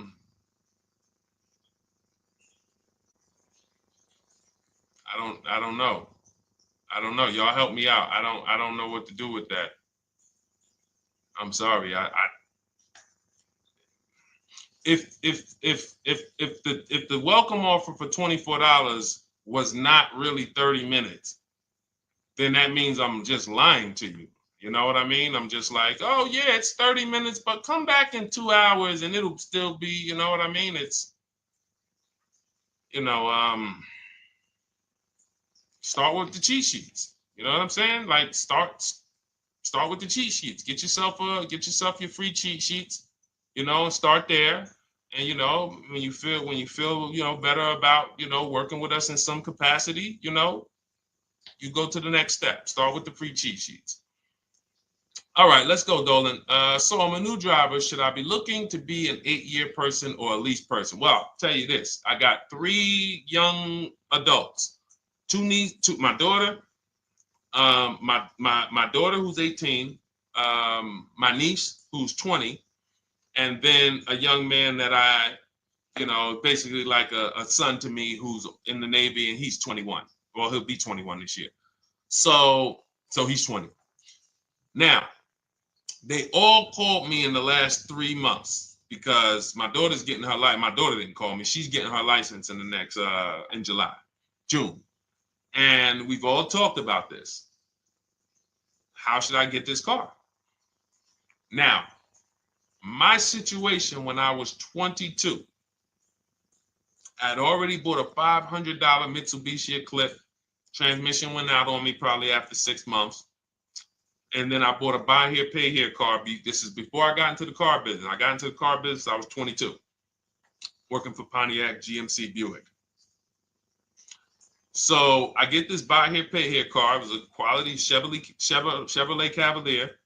I didn't know anything about cars, so I went to a local spot. They said, hey, put down this, just pay us $50 a week. So I did that. But 22, I had my daughter, and my boss says to me, hey, why don't you lease something? And I was already selling cars, but I just didn't think, could I even, qualify for a lease? I don't even know what I was selling them, but I'm just literally doing what most salesmen do. All right, he wants to lease. All right, what's the payment? Yeah, tell him it's this. All right, perfect. They said it's that. Oh, that's a little too high. All right, they said it's a little too high. All right, so that's what I was doing. I didn't really understand anything. That's most car salesmen. So I end up getting a Pontiac G6. I'm 22. I paid $256 a month. Now, it would have been less, but I didn't get a tier 1 approval because I didn't have, I think my credit was like mid sixes at that point. And you know, you really want to be over 670 to get most of the tier 1 approvals. But it would only raise my payment maybe $25. Wasn't a lot. Now I'm 22. I'm driving a brand new 2007. It's still 2006. 2007. I'm pulling up, brand new car, full warranty, $256 a month. At the same time, I have a friend, got a vehicle, Toyota, financed it, went in. She had, you know, we had our, she had a young child, a little older than us, maybe 1 or 2 years older than us. And then she goes and she purchases a car. $500 a month. She didn't get ripped. That's what a $20,000, $22,000 car costs. She got a Corolla. $500 a month. We're 22. Plus insurance. This is enough to break a young person, young family. I'm paying $256. She's paying $500. That right there. When I tell people that story, it's amazing to me how many people will say, Deshone, when I got my first car, my parents took me out. We financed this car. We financed this. I was paying $400, $500, $600 a month. Whether the parents were paying some of it, or they were paying some of it, or they were paying all of it. Thank you, Kathy. Appreciate you sharing. So this is what all of them, all three, well, 2 of them. I don't know about the young man. Because his parents. His parents, I'm not going to override your parents. And if your parents tell you that they think you should buy a used car or buy a good, then okay. But I'm just telling you, when you see my daughter and you see my niece pull up in brand new cars and they have low payments and they don't have to worry about getting stranded on the road, hey, call the tow truck. Do we still have a warranty on this thing? So I would be telling, again, 8-year rule. Because if I've had young people in their early 20s who are like, I'm not even into cars. Like, I'm going to buy this and I'm going to keep this car. Like, I'll keep it 8, 10 years. I don't. And I've had some people who they know when they get a better job, when they move to this, they're going to start a family. They're probably not going to keep the car 8 years. So it still goes back to the 8-year rule. Always. Always. Most young people, most people should be leasing their cars. That's how I did very well throughout my 20s. Praise the Lord, because I did not have high car payments. I didn't have cars breaking down on me where I had to be like, oh man, couldn't get to work today. Not many 20-year-olds, 23-year-olds are keeping cars 8 years. So when you're putting them in used cars, you're really setting them up for failure in a lot of cases, compared to if they were just leasing, getting look, because some people be like, wow, are $300 car payments still out there? Oh yeah, they're still out there. Just you just are shopping for the right car. I know India had her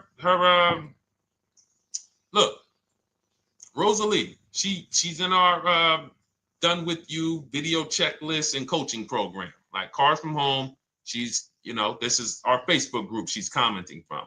3 vehicles she got, all for her sons, all of them. A Nissan Rogue, $399 a month. That's a $36,600 car. She got a Mazda CX-30. That's a $28,200 car. Payments $339 a month. $339 a month. And then she got a Mazda CX-50 for her other son, $40,000. On top, we haven't even talked about the equity and leases and selling leases and, you know, really maximize her equity, because she said she got $6,700 selling 2 of the old leases. $6,700. Drove the cars for 3 years, had equity, bid it out, sold 2 of them, $6,700. You're probably like, Deshone, I didn't even know you could sell a lease. My question is, how much has that cost you? So when you're looking at investing in anything we're doing, be it my book, be it Shop with Deshone, our video checklist and coaching, be it our Done For You program. One thing that we do covers everything. Your first deal, if you're moving, you're gonna be like, shoot, I got everything I just invested back times 10.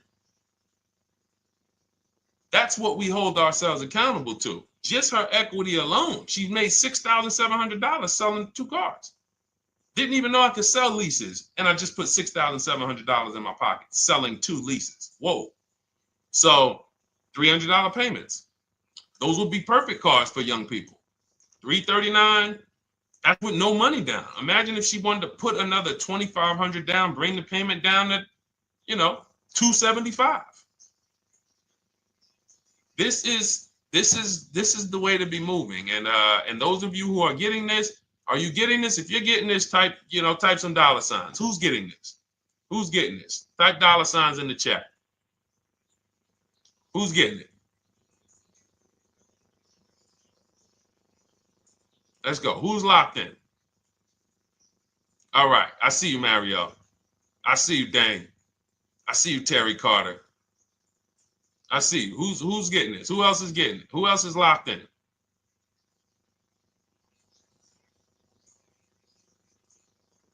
A lot of y'all on here. Listen. I see you, DJ and Nice. I see you, Arms Reach. And I can tell the people that's locked in because they be like, all right, Deshone, you said you're here for 90 minutes. I know we got about 3 minutes left. I mean, I'm hanging for this whole thing. I don't want to miss anything. Shout out to the people that are locked in. All right. Go ahead, Dolan. Should the out-the-door price include your trade? First of all, that's a curse word. All right, we're going to go back to that because I got out of saying that for a while. We do not trade cars. So you probably just popped in maybe about 30 minutes ago on the stream. We were talking about the 3 pillars of great car deals: who you buy your car from, who you sell your car to, who you get your loan from. You in order to get a great deal, a below market deal, you must get a great deal from each one, which means you bid out each one. I bid out, got multiple offers for who I was going to buy my car from. I got multiple offers for who I was going to get my loan from. I got multiple offers for who I was going to sell my car to. I bid out everything, therefore I got my great deal. If you bid out this, but you don't bid out this, and somebody you get an interest rate of 7.1 when you could have got an interest rate of 5.2, you lost $2,000. Depending on the cost of your loan, how much you're financing, you lost $2,000. Yeah, you did a bid on who you bought the car from, or you didn't bid out your trade, therefore you didn't find the highest bidder. You traded your car for 14. Another bidder would have paid you 18. You lost $4,000. So you got to bid out everything. That's why we do not trade. The only people that have to trade are people with a lot of negative equity who can't pay off the difference. And that's why I am the reason for negative equity is not understanding leasing. You buy your cars, take out loans, switch the car. Negative equity. It's literally the reason for negative equity is I should have leased, but I didn't. Now I have negative equity because I'm replacing this car with a loan still on it. So out the door price will not include your other car. And if I was trading a car, then yes, the out the door price would include the trade. But because we do not trade cars, our out the door prices don't include the trade. Let me show you an example of what our out the door prices look like. So these are some spreadsheets for our Done For You program where we shop for clients. You can see here, this is we shop for a Subaru for this particular client. In this case, look, and you can see the MSRPs for this car is an inexpensive car, $27,000, $26,000. Look at the out the door prices, 29, 30, 30, 29, 29. These are all out the door prices with the taxes and fees. So you can see these dealers are giving either no discount or a little discount. 27 out the door price is 30,000. But look at the winner. Look at the winner. This particular dealer won the bid at this particular time They're not going to win the bid all the time. In this particular case, they needed the unit. $27,900 is the MSRP. Out the door price is $27,463. The out the door price is lower than the MSRP. How? Because they took off almost $4,000 in discounts. Almost $4,000 in discount. So every time you shop for your used cars or new cars, this is how you should be shopping. If you're not leasing, this is how you should be shopping. I'm getting multiple offers, out the door prices, comparing who gave me the best offer. Who gave me the best offer?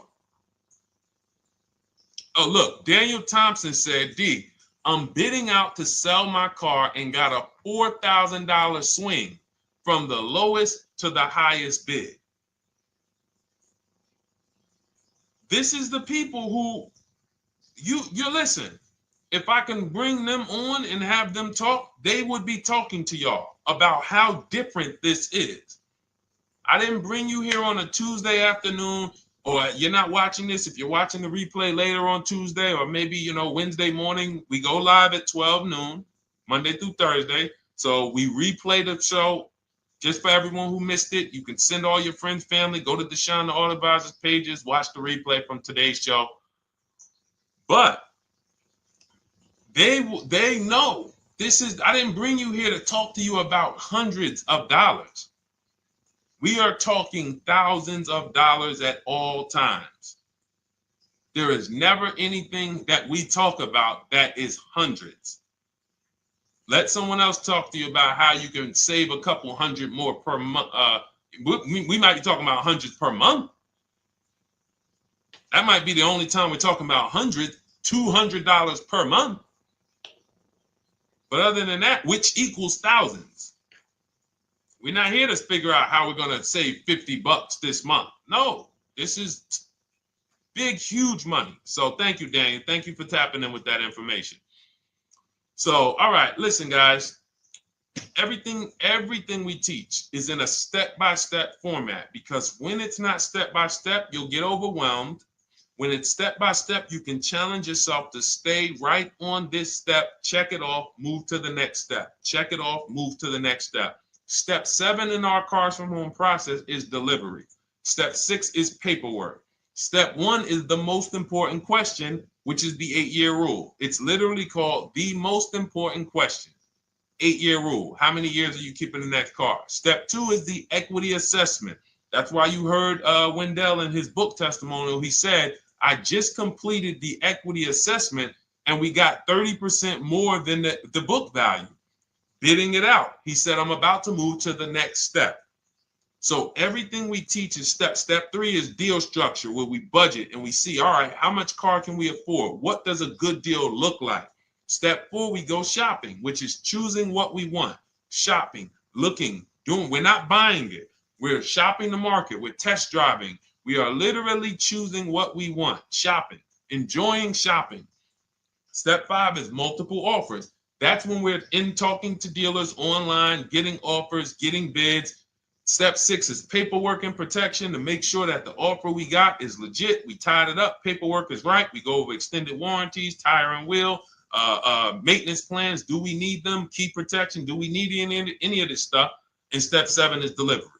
It is a step-by-step path. That is how people win. They're not coming into some college to learn how to be a car salesman or to learn everything I know. No, it's a path. So if you want the blueprint in book form, that's my digital book, Cars from Home, 7 Steps of Saving Time, Money, and Avoiding Dealerships.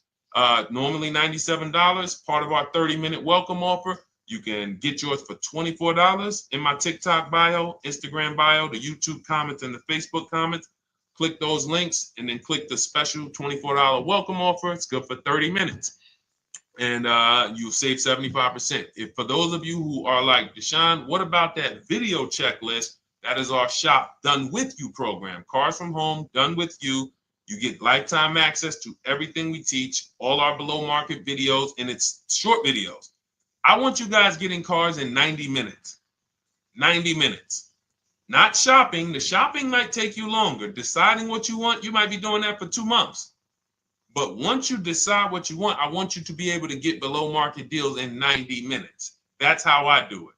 We're not hours and hours to get these car deals. Some of these deals we make in literally 45 minutes over a 3-day period. So that is how we do it.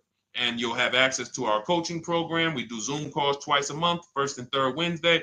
And you have a Facebook group with 1,600 people in it that have come before you in the last 3 years. And then for those of you who qualify for shop with done for me, just do it for me, Deshone. New cars, new cars and leases only.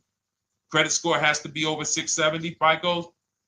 Book a call with our team. Let's see if we can help you. All of those have welcome specials. The book is 75% off welcome special. Shop with Deshone is $200 off welcome special for 48 hours. And done for you is $300 off for 72 hours. All welcome specials for people to say, all right, I'm taking action. I'm going to take advantage of a lower investment for taking action immediately. And for those of you who you're still new here, you're like, Deshone, I like the information, but I need to get, can I get some free advice first? Let me test out some free advice. You can, of course, go download our cheat sheets, and that's there as well. All of that is in the Cars from Home Toolkit. So always a pleasure. We will be back tomorrow, 12 noon. Please mark your calendars, tell your friends, bring a friend, and we'll continue to, we'll continue to do what we do and try to make sure you guys have everything you need to win every car you get. I want you sending pictures with the numbers. You know you've done it right when every car you get, you have pictures with the numbers. You know people who purchase cars all the time, all post their pictures. Hey, had to upgrade. Oh, just got this. Hey, had to treat myself. Oh, watch it now. But you never see the numbers because they really are not confident in the numbers. They don't want to talk about the numbers. Everybody who shops with us, whether you're getting our book, whether you're using our stuff, and sometimes people who they piece together my social media videos and they'll get it done. But they are sending the numbers. Look at what I paid for this car. Not only did I get a great car, but look at the deal I got on the car. That's when you know, all right, you understand this thing. All right, have a great day, y'all. See you tomorrow. And if you couldn't make the whole broadcast, feel free to watch the replay. We'll be replaying it throughout the day until tomorrow's show. All right, have a great day, y'all. Thank you. God bless you.